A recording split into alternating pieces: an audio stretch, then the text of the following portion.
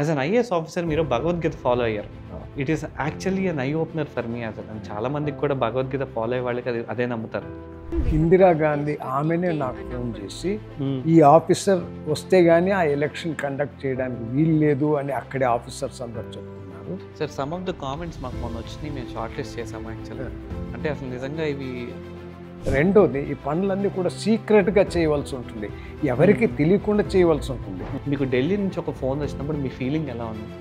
NT Ramarao కూడా వచ్చాడు, చాలా పొగిడాడు అనమాట ఇవన్నీ చేస్తుంది. అది నిజంగా ఒక 34 months ప్రాజెక్ట్ని మీరు 24 monthsలో ఫినిష్ చేయడం. ఐఏఎస్ అయితే అతనికి మంచి పెళ్లి జరుగుతుంది, మంచి కష్టం వస్తుంది, ఇట్లా అనుకునే వాళ్ళు కూడా ఉంటారన్నమాట. మామూలుగా కమెన్ బాయ్ అని అట్లా మాట్లాడేవాడు. అట్లా కాకుండా కామెన్ అన్న. రాజస్థాన్లో మీనాస్ అని వాళ్ళు వచ్చి ట్రైబల్స్ అన్నమాట. కానీ ఆ మీనాస్ అంతా హైలీ ఎడ్యుకేటెడ్ అన్నమాట.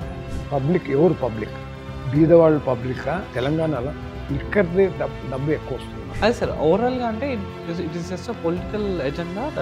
అంటే రిజర్వేషన్ వాళ్ళదంతా సెపరేట్గా చూస్తాం, రిజర్వేషన్ లేని వాళ్ళదంతా separate. Education system is not functioning the way it should function అన్నమాట. ఏ షెడ్యూల్ కాస్ట్ పర్సన్ ఆలోచన తీరు వేరే ఉంటుంది, మామూలు అదర్ కాస్ట్ నుంచి వచ్చిన వాళ్ళది వేరే. How do you see it sir? అంటే రిజర్వేషన్ నిజంగా టాలెంట్ ఉండదా?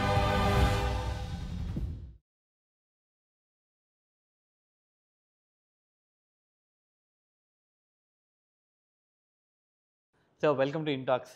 Thank you very much. Thank you so much sir వచ్చినందుకు. It is very much my pleasure ఇవాళ మిమ్మల్ని హోస్ట్ చేసినందుకు. I'm so happy to host you. Actually మీ గురించి జనాలకి తెలియాలి అంటే there is one powerful episode నాకు బాగా నచ్చిన జనాలు నేను చెప్తాను. 1983 అస్సాంలో రయట్స్ జరుగుతున్నాయి, illegal immigration, agitations, student unions, political groups, ప్రతి ఒక్కళ్ళు వాళ్ళందరూ ఫిక్స్ అయిందంటే అక్కడ ఎలక్షన్ జరపకూడదని. సో న్యూస్ పేపర్స్, మీడియా ప్రతి ఒక్కళ్ళు కడాఖండిగా చెప్పేశారు అక్కడ ఎలక్షన్లకు అయ్యే ఛాన్సే లేదు అని. కరెక్ట్గా 1 yearకి ముందు కసబ్ గవర్నమెంట్ ఫెయిల్ అయింది, కొలాప్స్ అయినప్పుడు ఈ ప్రెసిడెంట్ రూల్ పాస్ చేశారు. కరెక్ట్గా 1 yearలో ఎలక్షన్ జరగాలి, 1983 February 14th అన్నప్పుడు. కరెక్ట్గా అదే టైంలో అందరూ అనుకున్నారు అసలు జరిగే ఛాన్సే లేదు ఎలక్షన్ అని.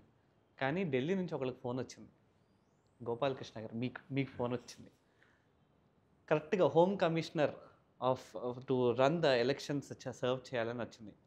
మీరు ఒక 400 మంది ప్రొబేషన్ ఆఫీసర్స్ని తీసుకొని, ఒక 500 మంది అఫీషియల్స్ని తీసుకొని బీహార్ నుంచి ఆ రోజు 14th February యథావిధిగా స్మూత్గా ఏ గొడవ లేకుండా 32% పోలింగ్తో ఓటింగ్ చేశారు.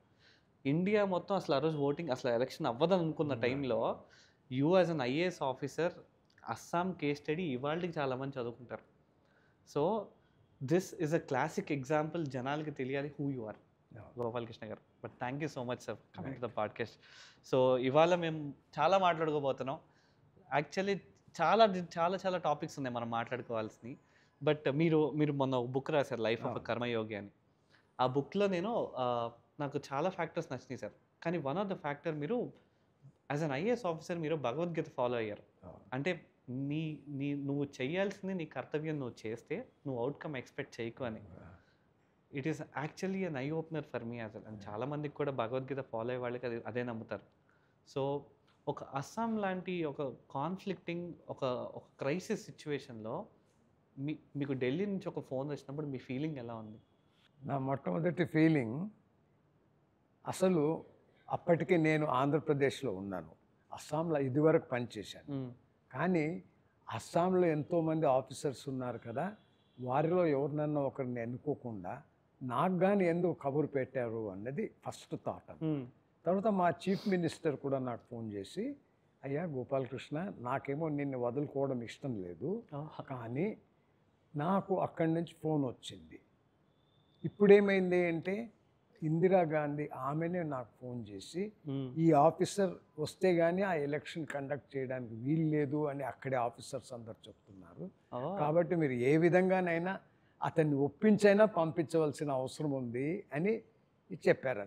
సో అతను నన్ను పిలిచి, ఇట్లాంటి పరిస్థితుల్లో నేను కూడా నిన్ను ఇక్కడ ఉంచడానికి వీలు లేదు, నేను పంపించవలసిందే అవుతుంది, కాబట్టి నువ్వు వెళ్ళడానికి సిద్ధం కా అని అన్నాడు.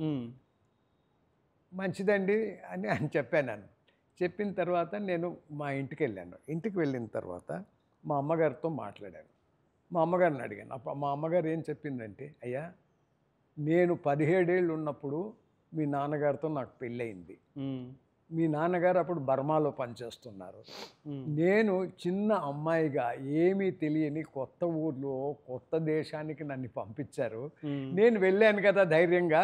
మరి నువ్వు బాగా చదువుకున్న వాడివి, నువ్వు మంచి బలంగా ఉన్నవాడివి, నువ్వెందుకు పోకూడదు అని చెప్పిందనమాట. ఓకే. సో నాకు అప్పుడు కొంచెం ధైర్యం వచ్చిందనమాట. సరే వెళ్దాము అని. సో వెళ్దామని నేను ఒప్పుకున్నాను అన్నమాట. ఒప్పుకున్న తర్వాత నేను అక్కడికి వెళ్ళాను. అక్కడ పరిస్థితి చాలా గందరగోళంగా ఉందన్నమాట. రెండోది జనం భయపడుతున్నారు. ప్రతిరోజు అక్కడ పెద్ద పెద్ద ప్రొసెషన్స్, అది కాకుండా బెంగాలీ ఇమిగ్రెంట్స్ గో అవే అని అట్లా. రెండోది అబ్బాయిలు అందరూ సాయంత్రం పూట దీవిటీలతో అమ్మాయిలందరూ కూడా ప్రదర్శనలు చేస్తున్నారు అన్నమాట. నాకు అప్పుడు అనిపించింది జనంలో చాలా కోపంగా ఉన్నారు. రెండోది నేను ఫస్ట్ వాళ్ళని శాంతింపచేయాలి. వాళ్ళని శాంతింపచేసిన తర్వాతనే మనం ఏదైనా పనులు చేయగలం. తర్వాత నేనేమనుకున్నానంటే నన్ను హోమ్ కమిషనర్గా వేస్తున్నారు. నాకంటే పెద్ద అధికారి కేవలం చీఫ్ సెక్రటరీ. ఓకే. అవతల నాకు చీఫ్ సెక్రటరీ. నేను మొట్టమొదటి ఏమనుకున్నా అంటే చాలా పనులు చేయవలసి ఉంటుంది. రెండోది ఈ పనులన్నీ కూడా సీక్రెట్గా చేయవలసి ఉంటుంది, ఎవరికి తెలియకుండా చేయవలసి ఉంటుంది. అందుకుగా నేనేమన్నానంటే యంగర్ ఆఫీసర్స్లో ఎవరన్నా, నాకు అప్పటికి ఎక్కువ ఇది లేదనమాట, యంగర్ ఆఫీసర్స్తో టచ్ లేదు. సో నేను అప్పుడు అడిగాను అనమాట. అడిగితే వాళ్ళు సిఆర్స్ అని మా కాన్ఫిడెన్షియల్ రోల్స్ అని ఉంటుంది, అది పంపించారు. అందులో ఒక అబ్బాయి టెమిలియన్ అన్నమాట, మనోహర్ అన్నని. అతను అప్పుడే ఒక కోర్స్ చేశాడనమాట వెలింగ్టన్లో. 1 year ఆర్మీ కోర్స్ చేసి అతను వచ్చాడనమాట. అతనికి కూడా పోస్టింగ్ ఇవ్వాలన్నమాట. సో నాకు చీఫ్ సెక్రటరీ గారు ఏమన్నారంటే, చూడు నువ్వు ఇతన్ని సెలెక్ట్ చేసావు, నేను అతనితో మాట్లాడి అతన్నే నీకు పంపిస్తానని చెప్పి. సో నాకు ఫస్ట్ థింగ్ ఏమిటంటే నాకు కుడి భుజంగా ఎవరన్నా ఒకరు ఉండాలి. సో అది ఎవరన్నా, నేను అన్ని పనులు చేయలేను కదా. రెండోది నేను టూర్ చేయవలసి ఉంటుంది, బయటికి వెళ్ళవలసి ఉంటుంది. సో అప్పుడు ఆయన అడిగాను అన్నమాట, మరి నువ్వు ఒప్పుకుంటావు నా దగ్గర పని చేయడానికి? ప్రొద్దున్న నుంచి రాత్రి వరకు పని చేయవలసి ఉంటుంది, ఎందుకంటే చాలా పనులు ఉన్నాయి మనం చేయవలసినవి అని చెప్పాను. సార్ నేను ఇక్కడే ఉన్నాను, మార్నింగ్ ఆఫీస్ మామూలుగా 9-10 ఉంటుంది, నేను 8 గంటలకు రమ్మంటే 8 గంటలకు వస్తాను, రాత్రి 8 గంటల వరకు ఉండమంటాం కూడా ఉంటాను అని అన్నాడు. ఓకే, మంచివాడేలాగా ఉన్నాడు అనుకున్నాను. అనుకున్న తర్వాత ఏం చేశానంటే, పొద్దున్న 8కి వచ్చి రాత్రి 8 వరకు పోవాలంటే అతన్ని చూడవలసిన అవసరం నాకుంది. సో నేనేమన్నానంటే, మొట్టమొదటిది ఇక్కడ ఆఫీసర్స్ అందరు కూడా పొద్దున్నే వచ్చి రాత్రి దాకా పనిచేయవలసి ఉంటుంది, ఎందుకంటే చాలా తక్కువ సిబ్బంది, ఎక్కువ సిబ్బంది పెట్టుకుంటే విషయాలన్నీ బయటపడతాయని. సో అప్పుడు లక్కీ, అంటే అక్కడ లక్ష్మిని లక్కీ అంటారు. సో లక్కీ అని ఒక క్యాంటీన్ ఓపెన్ చేయించాను ఆ లక్కీతో. సో ఆ లక్కీ ఏం చేశాడంటే, క్యాంటీన్ పొద్దున్న నుంచి సో మాకేమంటే ప్రొద్దున్న బ్రేక్ఫాస్ట్, మధ్యాహ్నం లంచ్ అంతా అక్కడే భోంచేసేవాళ్ళం మనం. అక్కడ అంటే ఒక ఫోర్ట్రెస్ లాగా, ఒక కోటలాగా, బయటకు పోవడానికి లేకుండా పొద్దున్న వచ్చామంటే మళ్ళీ బయటకు వెళ్ళాలి. కొన్ని రోజులు బాగా కష్టపడవలసి వచ్చింది, నేను కూడా అన్నీ తెలుసుకోవాల్సి వచ్చింది. అప్పుడు ఒక అస్సామీస్ ఆఫీసరు డీజీపీగా ఉన్నాడు, కానీ ప్రభుత్వానికి అతని మీద నమ్మకం లేదు. ఆయన పేరు దాస్ అన్నమాట. తర్వాత ఏమైందంటే, వాళ్ళు ఏం చేశారంటే కేపీఎస్ గిల్ అని, తర్వాత చాలా పెద్ద పేరు వచ్చింది అతనికి. ఆ కేపీఎస్ గిల్ పోలీస్ ఆఫీసర్ అన్నమాట. 6 అడుగుల 4 అంగుళాలు ఎత్తుంటాడు, బలంగా ఉంటాడు అన్నమాట. సో అతన్నే ఐజీపీగా ఇస్తాము, మీకు అండదండగా ఉంటాడు, మీరు ఏం చెప్తే అది చేస్తాడు అని చెప్పారన్నమాట. సరే, అతనితో కూడా నేను ఇంటర్వ్యూ చేశాను, బాగానే ఉన్నాడు అని అనుకున్న తర్వాత నేనేం చేశానంటే, ఫస్ట్ థింగ్ వచ్చి నేనే మొత్తం అక్కడ, బికాజ్ నేను అక్కడ ఆఫీసర్నే కనుక నేను అన్ని జిల్లాలకు ఒకసారి I wanted to go and visit. So ప్రతి జిల్లాకు వెళ్ళాను అనమాట. జిల్లాకు వెళ్ళి జిల్లాల్లో అక్కడ కలెక్టర్లు ఉంటారు, అందరితో మాట్లాడాను. అందరు కొంతమంది కొత్త వాళ్ళు ఉన్నారు అనమాట. అక్కడ సబ్ డివిజనల్ ఆఫీసర్స్ అని ఉంటారు, అంటే వాళ్ళకు కూడా కలెక్టర్ అధికారాలు ఇచ్చామన్నమాట. ఓకే. సో వాళ్ళందరూ యంగ్ పీపుల్ అన్నమాట, young people from different parts of the country. కానీ వాళ్ళందరితో మాట్లాడిన తర్వాత వాళ్ళు కూడా చెప్పారు, అయ్యా మాకు సిబ్బంది లేదు, ఎవరు కూడా పని చేయడానికి ఇష్టపడటం లేదు, కంప్లీట్ నాన్ కోఆపరేషన్. ఇది మహాత్మా గాంధీ నాన్ కోఆపరేషన్ అన్నట్లు ఉందండి, మేము ఎట్లా చేయాలి పనులన్నీ అని వాళ్ళు మొరపెట్టుకున్నారని. ఆల్రెడీ అప్పటికి 400 ప్రొబేషన్ ఆఫీసర్స్ కూడా రాలేదు, అప్పటికి రాలేదు. సో అప్పుడు ఏమైందంటే మళ్ళీ లోకల్ పీపుల్ ఎవరు కూడా మాకు సహకరించడానికి ఒప్పుకోవటం లేదు. మరి ప్రజలంతా కూడా మేము రాము అన్నారు, ఆఫీస్కే రావటం లేదు వాళ్ళు. అటువంటి పరిస్థితుల్లో నేను ఆలోచించాను, ఇంకా మనకు బెస్ట్ థింగ్ ఏమంటే వాళ్లకు అస్సామీస్కు బెంగాలీకి సరిపోదన్నమాట, ఎప్పుడు ఒకరినొకరు నచ్చదన్నమాట. అటువంటి పరిస్థితుల్లో నేనేమనుకున్నానంటే బెంగాలీస్ని మనం వెస్ట్ బెంగాల్ మాకు పక్క రాష్ట్రం, వెస్ట్ బెంగాల్ నుంచి తెప్పించలేము కాబట్టి ఎవరిని తెప్పిస్తామంటే నియరెస్ట్ వచ్చి బీహార్. ఓకే. సో బీహార్లో ఏమన్నా చేస్తే కానీ మనకు సిబ్బంది. నా ఐడియా ఏమిటి, వీళ్ళు ఎవరు కూడా సహకరించడానికి ఒప్పుకున్నప్పుడు, అంటే మా గవర్నమెంట్ ఎంప్లాయీస్ ఎవరు కూడా సహకరించినప్పుడు, ప్రజలు కూడా సహకరించినప్పుడు మనం ఎలా చేద్దాం ఇది అని ఎలక్షన్ కండక్ట్ చేయాలి కదా. సో దానికి కానీ నేనేం చేసి ఫస్ట్ మనకు ప్రిసైడింగ్ ఆఫీసర్ ఒకరు కావాలా, పోలింగ్ బూత్కు పోలింగ్ ఆఫీసర్ ఒకరు కావాలా, ఇవన్నీ హంగామా ఉంటుంది కనుక నేనేం చేశానంటే, అంతకుముందు కూడా పార్లమెంట్ ఎలక్షన్స్ అంతకుముందు సంవత్సరం చేయలేకపోయారు. ఓకే. అన్ని బ్యాలెట్ బాక్సెస్ ఖాళీగా వెళ్ళిపోయాయి. సో అందుకని అది that election was not conducted అనమాట. అటువంటి పరిస్థితుల్లో నేను ఇవన్నీ ఆలోచించి అనుకున్నాను, బీహార్ నుంచి తీసుకొస్తే బాగుంటుంది, ఎవరికి తెలియకుండా చేయాలి అంటే నేను కేపీఎస్ గిల్తో మాట్లాడాను. కేపీఎస్ గిల్ అన్నాడు, మీరు చెప్పిన సలహా చాలా బాగుంది, చీఫ్ ఎలక్టరల్ ఆఫీసర్ అప్పుడు ఖోస్లా అని ఒక ఆయన ఉండేవారు, ఖోస్లా గారిని ఇతన్ని మీరు మనం ముగ్గురం కలిసి వెళ్తే అక్కడ నేనేం చేశానంటే అంతకుముందే నా ఇదే బ్యాచ్మేట్స్ ఒకరు అక్కడ పనిచేస్తుంటే వాళ్ళ ద్వారా చీఫ్ సెక్రటరీతో కాంటాక్ట్కి వచ్చాను నేను. ఓకే. మేము పోయి చీఫ్ సెక్రటరీని కాంటాక్ట్ చేసాం.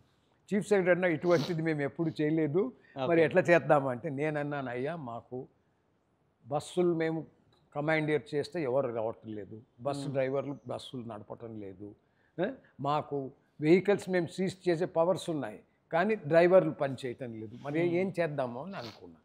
అటువంటి పరిస్థితుల్లో ఏమైందంటే ఆ చీఫ్ సెక్రటరీతో నేను మాట్లాడాను, ఈ పరిస్థితులు ఉన్నాయి. చీఫ్ సెక్రటరీ ఏమన్నాడంటే, సరే మరి నువ్వు ఏం సజెస్ట్ చేస్తావు నన్నే అడిగాడు. నేను చెప్పాను, మీ దగ్గర చాలామంది బ్లాక్ డెవలప్మెంట్ ఆఫీసర్స్ ఉంటారు కదా, నాకు ఒక 400 మంది బ్లాక్ డెవలప్మెంట్ ఆఫీసర్స్, వాళ్ళతో పాటు వాళ్ళ జీపులు కూడా నాకు కావాలి. ఎందుకు అంటే ఎవరికి తెలియకుండా రాత్రి బీహార్ నుంచి అస్సాంకు వీళ్ళనంతా తీసుకువెళ్ళాలి. రెండోది అస్సాంకు వచ్చినా కూడా అక్కడి నుంచి ఎక్కడెక్కడ పోలింగ్ స్టేషన్స్ ఉన్నాయో అక్కడికి పంపడానికి మా డ్రైవర్లు ఎవరు సిద్ధంగా లేరు కనుక మీరు డ్రైవర్లతో కూడా రావాలి. సో ఇంకొకటి ఏం చెప్పానంటే ఆ బ్లాక్ డెవలప్మెంట్ ఆఫీసర్స్తో పాటు 4 వాళ్ళకి సహాయం చేసే, ఎందుకంటే పోలింగ్ ఆఫీసరు, ప్రిసైడింగ్ ఆఫీసరు ఇవన్నీ వాళ్ళే ఆ సిబ్బంది తెచ్చుకున్నట్ల వాళ్ళని తీసుకురమ్మన్నాను. వాళ్ళు తీసుకొచ్చారు. సో వాళ్ళని రాత్రి తీసుకొచ్చి ఎక్కడో ఒక దగ్గర ఆపేసేవాళ్ళం అంట, రోడ్డు మీద ఆపేసి వాళ్ళకు కూడా చెప్పామండి, భోజనాలు అంతా ఎక్కడెక్కడ మేము అరేంజ్ చేసాం. వాళ్ళకు కూడా ఏమి చెప్పామంటే, మీరు కూడా అప్పుడంతా ఫ్రూట్ బ్రెడ్ అని ఉండేది, ఆ ఫ్రూట్ బ్రెడ్ కొద్దిగా ప్లమ్ కేకు ఇవన్నీ వాళ్ళ ప్యాకింగ్, ఎందుకంటే అక్కడ భోజనం దొరకదు, ఎవరు వడ్డించరు. సో నేనేం చేశానంటే, అట్లా మీరు అంతా రండి సిద్ధంగా అని అస్సాం బార్డర్ వరకు తీసుకురమ్మన్నాను. అక్కడ వరకు ఎవరు ఏం అనరు, బార్డర్ నుంచి లోపలికి తీసుకురావాలి. అక్కడ కూడా కనీసం 200 కిలోమీటర్లు ఉంటుంది. సో అది మేమేమనుకున్నామంటే రాత్రి ఎప్పుడైతే ఎలక్షన్ కండక్ట్ చేస్తున్నామో రాత్రి అక్కడ ఆ పోలింగ్ బూత్స్లు దించేద్దామని. అయినా కూడా సరిపోవట్లేదన్నమాట, జనం సరిపోకపోతే నేనేం చేశానంటే, చీఫ్ క్యాబినెట్ సెక్రటరీ ఉంటారు ఆయన, లక్కీలీ అప్పుడు తెలుగు ఆయన అన్నమాట. ఓకే. అంటే ఆంధ్రప్రదేశ్ కాడర్ అతని పేరు రావు సాహెబ్ కృష్ణస్వామి. సో చాలా ఎమినెంట్, ఆయన క్యాబినెట్ సెక్రటరీ, నాకు బాగా పరిచయం అన్నమాట. ఓకే. సో నేను ఆయనకు ఫోన్ చేసి, సార్ మీరే హెల్ప్ చేయాలా, ఏం చేయమంటావు నన్ను అంటే, నేను చెప్పాను, సార్ 400 ఆఫీసర్స్ ట్రైనింగ్లో ఉన్నారు ముస్సోరీలో, ఈ 400 ఆఫీసర్స్ని మీరు పంపించినట్లయితే మాకు ప్రిసైడింగ్ ధైర్యంగా అందరూ యంగ్ పీపుల్గా ఉంటారు, అందరూ కూడా వాళ్ళని వాళ్ళు నిరూపించడానికి సిద్ధంగా ఉంటారు, కాబట్టి వాళ్ళని పంపించగలిగితే మీరంటే మంచిది, అట్లాగే చేద్దాం, ఏం చేస్తాము, ఎట్లా పంపిద్దామన్నాడు. నేను చెప్పాను, మీరు 2 ఎయిర్ బస్సులు ఫ్లైట్లో డెహ్రాడూన్ నుంచి నేరుగా గౌహటికి దించమన్నాను. గౌహటిలో దించారన్నమాట. దించితే 400 మంది వచ్చారు, అందులో కొంతమందికి జీతాలు ఇవ్వలేదన్నమాట. సో అప్పుడు నేనేం చేశానంటే, డబ్బుకు ఇది వస్తుంది, ఎవరు కూడా రిజర్వ్ బ్యాంక్ పని చేయటం లేదు, సో మాకు అధికారం ఉంటుందన్నమాట. ఏమిటంటే ఆ రిజర్వ్ బ్యాంక్ క్యాష్ చెస్ట్ ఉంటుంది, దాంట్లో డబ్బు చాలా ఉంటుంది. ఆ క్యాష్ చెస్ట్ ఓపెన్ చేసి 3 కోట్ల రూపాయలు అందులో నుంచి ఒక స్లిప్ పెట్టాను, నేను 3 కోట్లు తీసుకున్నాను అని దాంట్లో పెట్టి, ఆ 3 కోట్ల రూపాయలు, ఎందుకంటే జీతాలు ఇవ్వాలి కదా, సో వీళ్ళు వచ్చిన వాళ్ళు కూడా కొంతమందికి జీతాలు ఇవ్వలేదంట, సో వాళ్ళందరికీ మనం జీతాలు ఇవ్వాలి. రెండోది వాళ్ళకి పోదు. దాంట్లో ఏమైంది, 2 కుర్రవాళ్ళు ఊరుకుండకుండా కాళ్ళ ఎగిరేసి, మేము ఇక్కడ ఎందుకు వచ్చామో తెలిసినా, మేము వచ్చి ఎలక్షన్ కండక్ట్, అక్కడ జనానికి మండిపోతున్నారు. వీళ్ళ 2 అబ్బాయిలు కొట్టారు. ఓకే, కొడితే నాకు అక్కడ పోలీస్ స్టేషన్ నుంచి కబర్ వస్తే వాళ్ళు మళ్ళీ తీసుకొచ్చి, అయ్యా బాబు ఇచ్చేయకూడదు. అందులో కొంతమంది ఆంధ్రాకు అలాట్ అయిన వాళ్ళు ఉన్నారు. ఓకే, అందులో ఒకరిద్దరు నాకు తెలిసిన వాళ్ళు కూడా ఉన్నారు, తెలుగు వాళ్ళు, కాబట్టి నాకు ఇది. అప్పుడు వీళ్ళందరినీ అక్కడికి పంపించామన్న. పంపించిన తర్వాత పోలీస్ సిబ్బందితో మేము అందరినీ యాక్చువల్లీ పెట్టి, ఆ ఎలక్షన్ ఎవరు అనుకోలేదు జరుగుతుందని ఎలక్షన్, అటువంటి ఎలక్షన్ జరిపించానన్నమాట. జరిపిస్తే అప్పుడు మాకు 2 అడ్వైజర్స్ ఉన్నారు. ఒక అతను ఒరిస్సా నుంచి, ఇంకొక అతను వచ్చి అస్సాంలో ఇదివరకు పనిచేసి తర్వాత రిటైర్ అయిన సెక్రటరీ అన్నమాట. ఓకే, వాళ్ళిద్దరు ఉన్నారన్నమాట. సో అతను ఏమన్నాడంటే, గోపాలకృష్ణ, నువ్వు మా పేరు పరువు నిలబెట్టావు, ఈ ఎలక్షన్ పెట్టావు అనేసి అతను చాలా హ్యాపీ అన్నమాట. ఎందుకంటే అతను వచ్చి ఈ was also an IAS officer అన్నమాట. ఆయన ఆర్మీలో ఉండేవి, అక్కడి నుంచి ఐఏఎస్ సెలెక్ట్ అయిన ఆఫీసర్ అన్నమాట. మా మేనమామ కూడా ఆర్మీలో ఉండి ఐఏఎస్ సెలెక్ట్ అయ్యారు. సో ఆ మేనమామకు అతను సేమ్ కోర్స్లో ఉన్నారంట. సో అతను చెప్పాడు, అయ్యా నువ్వు మీ మేనమామ నా క్లాస్మేటు, కాబట్టి ఇది ఒక ఫ్యామిలీ లాగా, అందుకే నిన్ను ఎన్నుకున్నాను, ఎందుకంటే ఆయన గురించి నాకు తెలుసు. సో అని అది అలా జరిగింది. అప్పుడేమైందంటే, ఏదైతే అసాధ్యం అనుకున్నారో, కాదు అనుకున్నారో, అటువంటిది చేసి 30% ఓటింగ్ కూడా జరిగిందన్నమాట. ఆ టైంలో కాంగ్రెస్ గవర్నమెంట్ వచ్చింది. అదే కాంగ్రెస్ గవర్నమెంట్. అప్పుడు మధ్యలో ఏమైందంటే, ఇందిరాగాంధీ వచ్చారు. ఇందిరాగాంధీ బాగ్డోగ్రా అని ఒక ప్లేస్ ఉంది, బాగ్డోగ్రా అని, అది వచ్చి సిక్కింకు పోయే దారిలో ఉంటుందన్నమాట. అది వెస్ట్ బెంగాల్లో, నార్త్ వెస్ట్ బెంగాల్. సో ఆ సిక్కింకు నన్ని కేపీఎస్ గిల్ని, ఖోస్లాని చీఫ్ ఎలక్టరల్, మా ముగ్గురిని పిలిపించారు. ఎక్కడికి? ప్లేస్ బాగ్డోగ్రాకు. అది ఎయిర్ ఫోర్స్, మాకు ఎయిర్ ఫోర్స్ ఫ్లైట్ స్పెషల్గా ఎవరికి తెలియకుండా ఆ దీంట్లో మేము అక్కడ వెళ్తే, ఎవరికి తెలియకూడదు కదా, అక్కడ మళ్ళీ ఇందిరాగాంధీ ఉన్నారు.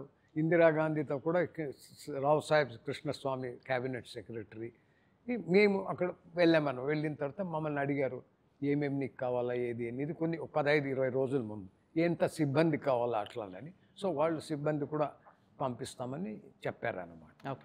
అప్పుడు ఎట్లా పరిస్థితులు ఏంటంటే, ఏదైనా వెహికల్ వస్తుంటే ఆ రోడ్ మీద ఒక ప్లాంక్ ఉండగా, వుడ్ మీద మేకులు పెట్టేవాళ్ళు. వచ్చే ఏ కారు వచ్చినా కూడా ఇదైపోవాలన్నమాట.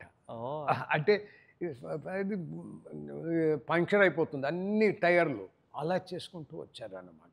చేసుకుంటూ వస్తే అయినా కూడా వాళ్ళు నన్ను అడిగారు, ఒకటే క్వశ్చన్ అడిగింది ఇందిరాగాంధీ, ధైర్యంగా చేయగలవా నువ్వు, నిన్ను అదే ప్రత్యేకించి నేను తెప్పించాను నిన్ను, మరి నా పరువు కూడా నిలబెట్టాలి అన్నది. తప్పకుండా చేస్తానమ్మా, వీలైనంత చేస్తాను, మిగతా అంతా కూడా భగవంతుని చేతుల్లో ఉంది, కానీ మేము చేయవలసినంత నేను చేస్తాను అన్నాను. చూస్తే ఆమె కొంచెం సంతోషమైంది. తర్వాత రావు సాహెబ్ కూడా చెప్పాడు, నేను ఆయన్ని బాగా తెలిసింది, కుర్రవాడుగా నుంచి నాకు తెలుసు, సో మన పని చేస్తాడు, చేయగలుగుతాడని నమ్మకం ఉంది అని చెప్పి. సో అట్లా ఆ ఎలక్షను చాలా కష్టంగా ఉంది. కానీ ఎవ్వరికి, అంటే ఇమాజిన్, ఎవ్వరికి తెలియకుండా, ఇంత పెద్ద గవర్నమెంటు, ఇంత సిబ్బంది ఒక్కరికి తెలియకుండా, కేవలం ఆ కేపీఎస్ గిల్లు, నేను, సిఇఓ మేము ముగ్గురం అక్కడ పోయామన్నమాట. ఓకే. పాట్నాకు పోయి వచ్చేసాం. అక్కడ పాట్నాలో అక్కడ ఈ కేపీఎస్ గిల్ ఊరుకుండకుండా నాకు సార్ ఇక్కడ చాలా మంచి సినిమా, మాకు అస్సాంలో చాలా తక్కువ వస్తాయి సినిమాలు. సో అక్కడ అక్కడ దీంట్లో ఒక మంచి సినిమా ఉంది. ఏం సినిమా అంటే ఇక దాన్ని రేఖ ఉన్నదండి, ఏమో జాన్ అంటారు. ఓకే. సో అది అంటే ఎవరో కార్టిజాన్ ఇదన్నమాట. సో ఆ సినిమా జరుగుతుంది అని సెకండ్ షోకు మమ్మల్ని తీసుకెళ్ళాడు. అంటే అక్కడ పోలీస్ ఆఫీసర్స్ ఉంటారు కదా, వాళ్ళు అరేంజ్ చేశారనమాట. ఓకే. సెకండ్ షోకు వెళ్ళి ఆ సినిమా చూసామన్నమాట. అదేదో జాన్ అంటారు. ఓకే.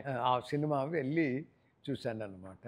సో అంటే చెప్తున్నాను చాలా, అంటే ఆయన పోలీస్ అతనికి ఏమిటంటే ఏదో సినిమా చూడాలి. చూసారా సార్ అసలు? చూశాను. అప్పుడు ఎవరన్నా మిమ్మల్ని చూసారా, రికగ్నైజ్ చేశారా? లేదు, అంటే అక్కడ పాట్నా కదా, పాట్నాలో ఏమీ లేదు. పాట్నాలో బీహార్ అన్నమాట. పాట్నా పోలీస్ ఆఫీసర్స్కి తెలుసు మీరు వచ్చారన్న. వాళ్ళకి చెప్పారు అన్నమాట. ఓకే. అండ్ వాళ్ళు ఎందుకంటే వాళ్ళు సహాయం కూడా మాకు కావాలి కదా. అవును. రెండోది వాళ్ళు ఏం లేదు, అంటే మన అరేంజ్మెంట్స్ అంతా వాళ్ళకి చేయాలి. వాళ్ళ భోజనాలు పెట్టాలా, వాళ్ళకి డిఏ ఇవ్వాలా, వాళ్ళ జీతాలు సరిగా ఇవ్వాలి. ఇవన్నీ మేము ఒప్పుకున్నాం అన్నమాట. వాళ్ళు ఏం చెప్తే అది ఒప్పుకుని ఆ ఎలక్షన్ బాగా జరిగిందన్నమాట. జరగగానే immediately after that I received congratulatory messages. ఏది సాధ్యం కాదో అన్నది నువ్వు సాధ్యపరిచావు, కాబట్టి మాకందరికీ చాలా సంతోషమైంది అని. నేను ఒక షరతు పెట్టున్నాను పోయేకముందు. ఏమని షరతు పెట్టానంటే, అయ్యా నేను గోదావరి ఫర్టిలైజర్స్కు దాన్ని మేనేజింగ్ డైరెక్టర్, నేను ఆ పనిలో నిమగ్నమై ఉన్నాను. కాబట్టి నేను మళ్ళీ అక్కడ వెళ్తే మళ్ళీ అక్కడే పోస్ట్ చేస్తాను నన్ను. కాబట్టి నేనేమన్నానంటే, మీరు ఎట్లాగైనా చేసి నేను ఆ ఎలక్షన్ కండక్ట్ చేసిన రిజల్ట్స్ వచ్చిన రెండో రోజు నాకు ఇక్కడ నుంచి మళ్ళీ పంపించేయాలన్నాను. సరేనని గవర్నర్ ఒప్పుకున్నారన్నమాట. అయిన తర్వాత నేను యూపీఎస్సీ వరల్డ్లోనే టఫెస్ట్ ఎగ్జామ్ కదా సార్. ఆల్మోస్ట్ 2024 స్టాటిస్టిక్స్ చూస్తే ఆల్మోస్ట్ 9.8 lakh మెంబర్స్ అప్లై చేశారు. అందులో 5.6 lakh మెంబర్స్ అపియర్ అయ్యారు. అందులో నుంచి మళ్ళీ 14,000 మంది ఫైనల్ ప్రిలిమ్స్కి వచ్చారు. అందులో నుంచి 2,800 మందికి ఇంటర్వ్యూస్ అయినాయి. కానీ ఫైనల్గా సెలెక్ట్ అయిన 1,009 మెంబర్స్ అయ్యారు. అంటే almost 0.2% of the total application దగ్గర నుంచి సెలెక్ట్ అయిన వాళ్ళు. ఇంత కష్టంగా ఉండటానికి రీజన్ ఏంటి సార్ అసలు? ఒకటి, ఐఏఎస్ ఆఫీసర్ అంటే ప్రతి విషయం కొంత పరిజ్ఞానం ఉండాలి అనే భావన. రెండోది ఏమిటంటే, ఎప్పుడు కూడా జీవితాంతము చదువుతూనే, జీవితాంతము నేర్చుకుంటూనే ఉండాలన్నమాట. నిత్యమదీయానః అంటారు సంస్కృతంలో. అంటే ప్రతిరోజు ఏదో ఒకటి కొత్తది నేర్చుకుంటూ ఉండవలసినటువంటి మనస్తత్వం ఉండాలన్నమాట. అందుకుగాను ఏమవుతుందంటే, ఇది చాలా కఠినమైనటువంటి పరీక్ష అన్నమాట. యాక్చువల్లీ మొత్తం ప్రపంచంలోనే అతి కష్టమైనది French civil service, okay, British civil service, Indian civil service. ఈ 3 సివిల్ సర్వీసెస్ ప్రపంచంలోనే చాలా కఠినమైనటువంటి పరీక్షలోనే అంటారు. ఓకే. ఈ 3 ఇండియాలో ఏమిటంటే, they have to see 360 degrees person has to be examined. దానికి కానీ ఏం చేస్తారంటే, ఒకటి రాయగలడాన్ని ఎస్ఏలో ఏమవుతుంది, రాయగలిగినటువంటి శక్తి, ఎక్స్ప్రెషన్ బాగుంటుందా రాతలో అని ఒకటి. అదైన తర్వాత దే హ్యావ్ 4 పేపర్స్. అంటే ఒకటి ancient Indian history culture, second thing is regarding the political setup in the country, constitution, other things. The third thing is where they would actually look at science, technology, and the fourth thing is ethics and values. ఈ 4 అంశాలు చాలా important. So each one of them has the same number of marks, 250 marks each అన్నమాట. ఇది కాకుండా there is optionals ఉంటాయి. Optionals అంటే మనం ఎన్నుకోవచ్చు అన్నమాట. ఆ సబ్జెక్ట్స్లో లోయర్ ఆప్షనల్ ఉంటుంది, హయ్యర్ ఆప్షనల్ ఉంటుంది. ఆ సబ్జెక్ట్ మీద కూడా మనకి ఇది ఉంటుంది అన్నమాట. ఇవన్నీ మార్క్స్ సమ్ టోటల్ చేసిన తర్వాత ఇంటర్వ్యూ ఉంటుందండి. ఇంటర్వ్యూ కూడా 275 మార్క్స్ ఉంటుంది. చాలా వరకు ఏమవుతుందంటే, ఎగ్జామినేషన్ పాస్ అవుతారు కానీ ఇంటర్వ్యూలో పాస్ కారు. కొంతమంది ఏమిటంటే ఎగ్జామినేషన్ అంత బాగా చేసుండరు కానీ ఇంటర్వ్యూలో చాలా బాగా చేస్తారు. అంటే ఎవరికైతే మంచి సెల్ఫ్ కాన్ఫిడెన్స్ ఉంటుందో అటువంటి వాళ్ళు బాగా చేస్తారన్నమాట. రెండోది ఏదైతే క్వశ్చన్ అడుగుతారో మనల్ని ఆ క్వశ్చన్ యొక్క మీనింగ్ అర్థం చేసుకుని కరెక్ట్గా ఆన్సర్ చేయాలని. చాలామంది క్వశ్చన్లు ఏం చేస్తారంటే కంఠపాఠం చేసుకొని పోతారు. సో అప్పుడు ఏమవుతుంది, ప్రతి క్వశ్చన్కు వాళ్ళు కంఠపాఠం చేసుకొచ్చింది పాఠం చెప్పినట్లు చెప్తారు. మాకు తెలిసిపోతుంది అన్నమాట ఇతను తనంతటి తానే మనం అడిగిన ప్రశ్నని మనసులో పెట్టుకుని దానికి సరి అయిన సమాధానం ఇస్తున్నాడా లేదని మాకు తెలిసిపోతుంది అన్నమాట. కాబట్టి మోస్ట్ ఇంపార్టెంట్ ఏమిటంటే శ్రద్ధగా వినాలన్నమాట. శ్రవణం, మననం ఇవన్నీ ఇంపార్టెంట్. సో మాకు most important thing is we see whether the student is observant, as he understood what I want to drive at, is he giving the correct answer, ఇవన్నీ మేము గమనిస్తామన్నమాట. అండ్ రెండోది అతను కూర్చునే విధానం, సరిగా కూర్చుంటాడా లేదా భయంతో కూర్చుంటాడా, ఆ కుర్చీ ఎడ్జ్ను కూర్చుంటాడా, లేకపోతే సరి సమానంగా కూర్చుని మాట్లాడుతున్నాడా, ఇవన్నీ గమనిస్తాం అన్నమాట. అంటే ఏమిటి, he must show that confidence that is not afraid of the interview, that he is thinking himself equal to the task. బాగా అర్థం చేసుకుని సరి అయిన సమాధానం ఇవ్వాలి. అది సరి అయిన సమాధానం లేకపోతే అడగవచ్చు మనము, సార్ ఎక్స్క్యూజ్ మీ సార్ అంటే వాళ్ళు మళ్ళీ చెప్తారు, అదే ప్రశ్న అడుగుతారు. మనం దానికి సరి అయినటువంటి ఆన్సర్ ఇవ్వాలన్నమాట. ఆన్సర్ ఇచ్చేటప్పుడు ధైర్యంగా చెప్తున్నాడా, మనం అడిగిన క్వశ్చన్కి సరి అయిన సమాధానమా, ఇది ఏదైనా తెలియకపోతే నాకు తెలియదు సార్ అని చెప్తున్నాడంటే సత్యంగా ప్రవర్తిస్తాడా లేదా, ఇవన్నీ మనం గమనిస్తాం అన్నమాట. అండ్ రెండోది ఒకటే సబ్జెక్ట్ అడగరు అన్నమాట. యూపీఎస్సీలో ఏమవుతుందంటే 5 కూర్చుంటారనమాట బోర్డ్ ఆఫ్ ఇంటర్వ్యూలో. I was for some time expert member on that. అక్కడ ఒక అతను యూపీఎస్సీ మెంబర్, ఒక ఆయన చైర్పర్సన్ ఉంటారు, ఒక అతను వచ్చి పోలీస్ నుంచి, ఒక అతను మన ఐఏఎస్ నుంచి, ఇంకొక అతను సైకాలజిస్ట్ ఉంటాడు, ఇంకొక అతను వచ్చి ప్రొఫెసర్ ఉంటాడు. సో అంటే ఏమి అన్ని హంగులు గమనిస్తారు. ఇప్పుడు ప్రొఫెసర్ వచ్చినప్పుడు ఆయన కొద్దిగా దానికి సంబంధించింది ఎడ్యుకేషన్ సంబంధించి అడుగుతాడని, పోలీసు వాళ్ళు వచ్చి ధైర్యం ఉందా, డ్రెస్ బాగుందా, ఇవన్నీ వాళ్ళు చూస్తారు. అట్లా ఐఏఎస్ ఆఫీసర్ వచ్చి 360 degrees కవరింగ్ ఉంటుందన్నమాట. అట్లా ఉంటుంది. కొంతమంది తెలుగులో అపియర్ అవుతారు. తెలుగులో అపియర్ అయిన వాళ్లకు ఒక తెలుగు మనిషి కూడా కూర్చుంటారు అన్నమాట. ఏ లాంగ్వేజ్ ఉంటే హిందీ అపియర్ అయితే హిందీ మనిషి కూర్చుంటాడు, తెలుగు వాళ్ళు ఇది చేస్తారు. అక్కడ ఏమవుతుంది, చాలామంది నేను చూశాను, తెలుగు ఇచ్చుంటారు సబ్జెక్టు, అక్కడ వచ్చి ఒక చిన్న పద్యం చెప్తావా అని అంటే రాదు. అంటే అక్కడ ప్రాక్టికల్గా వాడు చదివినాడా లేదా బుక్ వర్మ అని తెలుసుకుంటాం అన్నమాట. అది చాలా ఇంపార్టెంట్. రెండోది యూపీఎస్సీలో ఏమవుతుందంటే 360 degrees సమగ్రంగా అన్నిట్లో బాగా ఉన్నాడా లేదా అని చూస్తారా. రెండోది బాగా వాక్ చాతుర్యం ఉన్నదా, శ్రద్ధగత విన్నాడా, తర్వాత కరెక్ట్గా రిప్లై చేస్తున్నారా, అనవసరంగా చెప్పకుండా ఏది కావాలనో అదే చెప్తున్నాడు లేదా, ఇది గమనిస్తాం. రెండోది అతను రూమ్కి వచ్చేటప్పుడే మేము చూస్తామన్నమాట. రూమ్కి వచ్చేటప్పుడే ధైర్యంగా వస్తున్నాడా,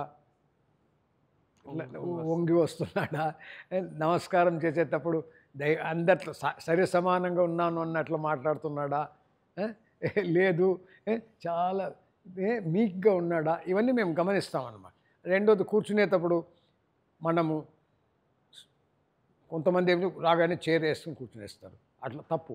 అక్కడ వచ్చి good morning sir, good evening sir, ఏ టైం ఉంటే అది చెప్పాలి. చెప్తే ప్లీజ్ సిట్ డౌన్ అన్న తర్వాతనే మనం కూర్చోవాలి అన్నమాట. ప్లీజ్ సిట్ డౌన్ అన్నప్పుడు ఏ విధంగా కూర్చుంటావు, అవతల నువ్వు ఇంటర్వ్యూకి వచ్చినప్పుడు ఏమేమి కాగితాలను ఎదురు తీసుకొచ్చావు, నీ సర్టిఫికెట్లు కానీ ఒక మంచి ఫోల్డర్లో పెట్టుకుని వచ్చావా లేదా, ఇవన్నీ గమనిస్తాం అన్నమాట. రెండోది వచ్చి ఏ డ్రెస్ వేసుకున్నారు కూడా గమనిస్తాం అన్నమాట. అక్కడ మగవాళ్ళు అయితే we expect them to come in a suit tie పెట్టుకుని రావాలని అనుకుంటాం. అమ్మాయిలు అయితే శారీ కానీ సల్వార్ కమీజ్ కానీ వేసుకుని రావాలన్నమాట.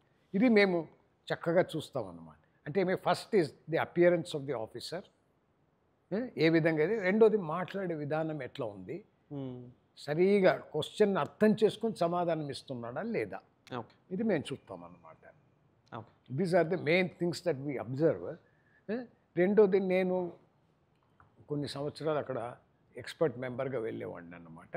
వెళ్ళినప్పుడు నాకు కూడా ఇది అనుభవం ఉంది కాబట్టి ఇక్కడ హైదరాబాద్లో కానీ ట్రివాండ్రంలో కానీ మిగతా చోట్ల నన్ను పిలుస్తారనమాట దేనికి మాక్ ఇంటర్వ్యూస్. ఆ మాక్ ఇంటర్వ్యూస్లో మేము 5 రిటైర్డ్ ఐఏఎస్ ఐపీఎస్ ఆఫీసర్స్ మేము కూర్చుంటాం అనమాట. ఈ కోచింగ్ సెంటర్స్లో వచ్చిన స్టూడెంట్స్ని అంతా మేము ఎగ్జామిన్ చేస్తామని. అప్పుడు మనకేమైనా అందరికీ అనుభవం ఉంటుంది కాబట్టి ఈ 5 అడిగేటప్పటికీ ఎన్ని క్వశ్చన్స్ అడగాలంటే సో అది కూడా 360 degrees అడుగుతారన్నమాట. సో దానివల్ల మాకు overall picture of the candidate మనకు తెలుస్తుంది అన్నమాట. రెండోది కొంతమంది బ్లఫ్ చేస్తారు. కొంతమంది వచ్చి ఈ గేమ్ ఆడాను, ఆ గేమ్ గురించి అడిగితే ఏం తెలిసి ఉండదు. క్రికెట్ ఆడతాను నన్ను, if you ask them who is the captain of the Indian cricket team తెలిసి ఉండదు. అంటే కొంతమంది బ్లఫ్ చేస్తారు. అక్కడ ఏమిటంటే అందరూ కూడా చదువుకున్న వాళ్ళు. తర్వాత ఆ రోజు పేపర్స్ ఉంటాయి కదా, ఆ రోజు పేపర్స్లో హెడ్లైన్స్ ఏది ఉందో మేము జనరల్గా అడుగుతాం మనం.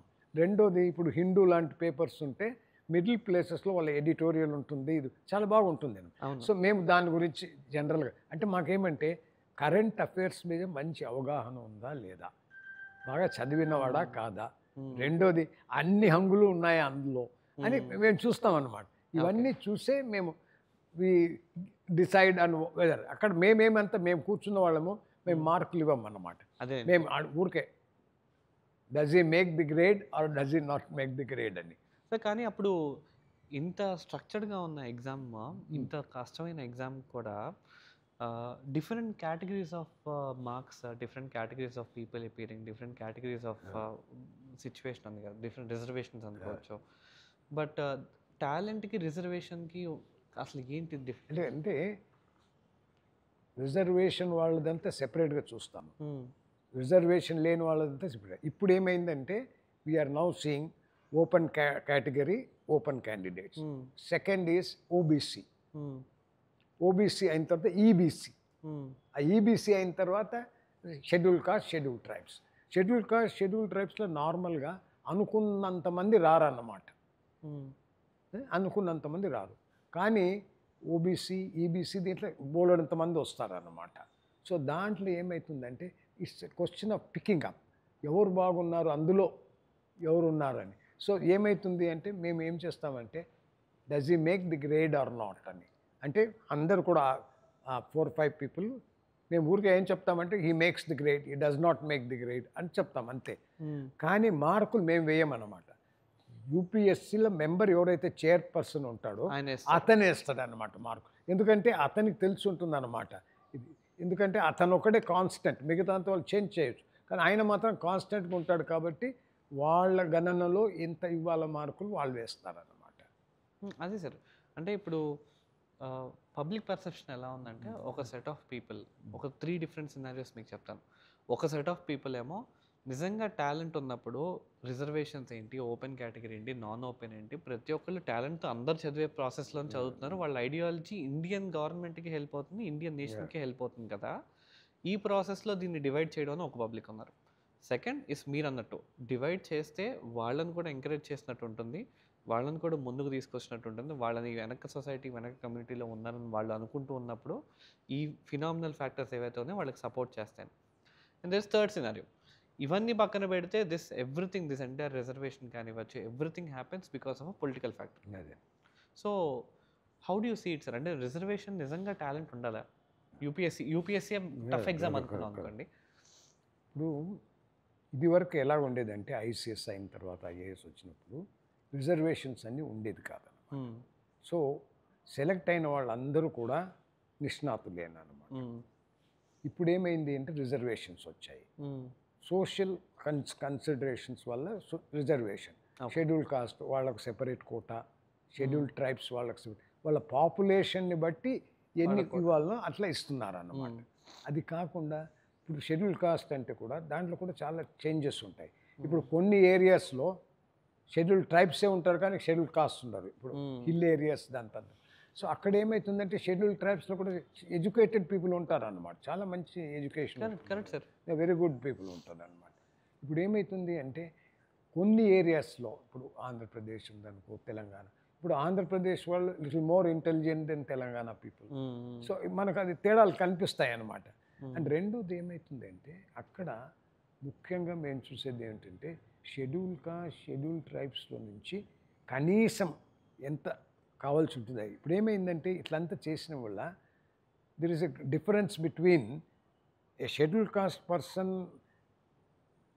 ఆలోచన తీరు వేరే ఉంటుంది, మామూలు అదర్ కాస్ట్ నుంచి వచ్చిన వాళ్ళది వేరే ఉంటుందా sir usual? We can see it అంటే వాళ్ళకి ఏమంటే ఆల్వేస్ అరే నన్ను తక్కువగా చూస్తున్నారు, నాకు సరి అయిన ఇది లేదు అని అనుకుంటారు అనమాట. వాళ్ళ మనసులో అది మాకు కనిపిస్తుంది అది అనమాట. ఇప్పుడు ఏమవుతుందంటే మంచి ఫ్యామిలీస్ నుంచి వచ్చిన వాళ్ళు కొద్దిగా డిఫరెంట్గా ఉంటారు అన్నమాట.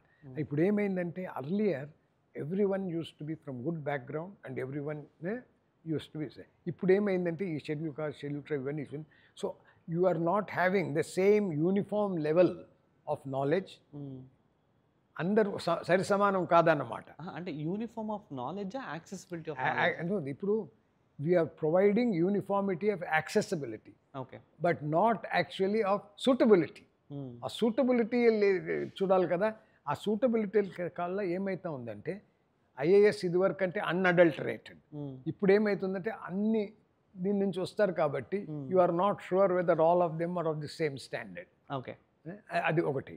రెండోది ఏమవుతుంది అంటే most of the IAS officers who are from the general category, వాళ్ళు కమ్ ఫ్రమ్ గుడ్ బ్యాక్గ్రౌండ్స్ అన్నమాట. ఎడ్యుకేటెడ్ నైస్లీ, మంచి కాలేజెస్లో చదివి ఉంటారు, మంచి స్పోర్ట్స్ మెన్ అయి ఉంటారు, అన్నీ బాగుంటాయి. అక్కడ యూజువల్లీ స్పోర్ట్స్ మెన్ ఉంటారు. షెడ్యూల్ కాస్ట్, షెడ్యూల్ స్పోర్ట్, మిగతాది అంత ఉండదు అన్నమాట. రెండోది వాళ్ళ మాటలు కానీ, తీరు కానీ, ఉచ్చారణ కానీ బాగుండదు అన్నమాట. వేరే వీళ్ళది we can see the difference అన్నమాట. అది స్పష్టంగా కనిపిస్తుంది మనకు. రెండోది ఏమిటంటే వీళ్ళకు ధైర్యం ఎక్కువ ఉంటుంది అన్నమాట. జనరల్ కేటగిరీ వాళ్ళది, వాళ్ళు కొంచెం జనం ఏమనుకుంటారో ఇవన్నీ ఆలోచిస్తారు. వీళ్ళు ఏమో ఇది నా కర్తవ్యం, నేను చేయాలి అంతే, ఇట్లా చూస్తారు అన్నమాట. రెండోది ఇప్పుడు ఏమైందంటే ఐఏఎస్ ఇదివరకు కేవలం డైరెక్ట్ రిక్రూట్ ఇటువంటి కేటగిరీస్ ఉన్నారు. తర్వాత ఏమైందంటే ఈ రిజర్వేషన్స్ వచ్చాయి. ఈ రిజర్వేషన్స్ కాకుండా ఇంకొకటి జరిగిందన్నమాట. ఏమైంది అంటే స్టేట్ సివిల్ సర్వీస్ నుంచి వాళ్ళని నుంచి కూడా మేము ఇస్తాం. సో ఇప్పుడు 100 మంది ఒక క్యాడర్లో ఉంటే 33 మంది స్టేట్ సివిల్ సర్వీసెస్ నుంచి ప్రమోట్ అయిన వాళ్ళు. ఓకే, అంటే వాళ్ళు 8-10 సంవత్సరాలు వర్క్ చేస్తే డిప్యూటీ కలెక్టర్గా వాళ్ళకి ఎలక్ట్. ఇప్పుడు వీళ్ళ దృక్పథం వేరేగా ఉంటుంది, డైరెక్ట్గా వచ్చిన వాళ్ళ దృక్పథం వేరేగా ఉంటుంది అన్నమాట. వాళ్ళు తొందరగా హై పొజిషన్స్ పోతారు, వీళ్ళు వెయిట్ చేయవలసి వస్తుంది. సో ఏమవుతుంది, హై పొజిషన్ చీఫ్ సెక్రటరీ అటువంటి అంటే ఓన్లీ డైరెక్ట్ రిక్రూట్ ఆఫీసర్స్కు దొరుకుతుంది అనమాట, వీళ్ళకి దొరకదు అనమాట. ఓకే, సో ఆ తేడా కూడా కనిపిస్తుంది అన్నమాట. Okay, this is one thing that is happening. తర్వాత ఏమవుతుందంటే ఐఏఎస్ దీంట్లో ఇప్పుడు ముందు ఓన్లీ సూటబుల్ క్యాండిడేట్స్, ఇప్పుడు ఏమైంది కొంతమంది షెడ్యూల్ కాస్ట్ నుంచి వస్తారు, కొంతమంది షెడ్యూల్ ట్రైబ్స్ నుంచి వస్తారు, కొంతమంది బ్యాక్వర్డ్ క్లాసెస్ నుంచి వస్తారు, ఎకనామిక్ బ్యాక్వర్డ్ క్లాసెస్ వస్తారు. సో వాళ్ళు each standard is slightly lower. So with the result you don't have a uniform standard in judgment of everything. కానీ ఒకటి ఏమైందంటే దీనివల్ల సోషల్ జస్టిస్ ఇస్తారు కూడా, సోషల్ జస్టిస్ జరుగుతూ ఉంది. కానీ మనకు వాళ్ళందరూ కూడా అడ్మినిస్ట్రేషన్ సూటబుల్గా ఉంటారో లేదో చెప్పలేము. అంటే అట్లని కాదు, కానీ but even schedule caste some people are very good. కానీ what we have noticed is వాళ్ళ తల్లిదండ్రులు కూడా గవర్నమెంట్ ఉద్యోగం చేసి ఉంటే generally they have some idea of the government, so వాళ్ళు బాగా చేస్తారన్నమాట. కానీ కేవలం రూరల్ ఏరియాస్ నుంచి వస్తారు చూడు, వాళ్ళకి ఇబ్బంది అన్నమాట. Because they don't have an idea. Okay, వాళ్ళకి ఏం తెలుసు అంటే కలెక్టర్ వచ్చినప్పుడు ఊర్లో జనమంతా మీట్ చేస్తారు, పెద్ద ఉద్యోగం ఇది, అట్లా అంత మాత్రం వాళ్ళకి తెలుసు. కానీ they do not know the nature of his duties. ఇది కొంచెం మనం చూడవలసిన అవసరం ఉందన్నమాట. Correct sir.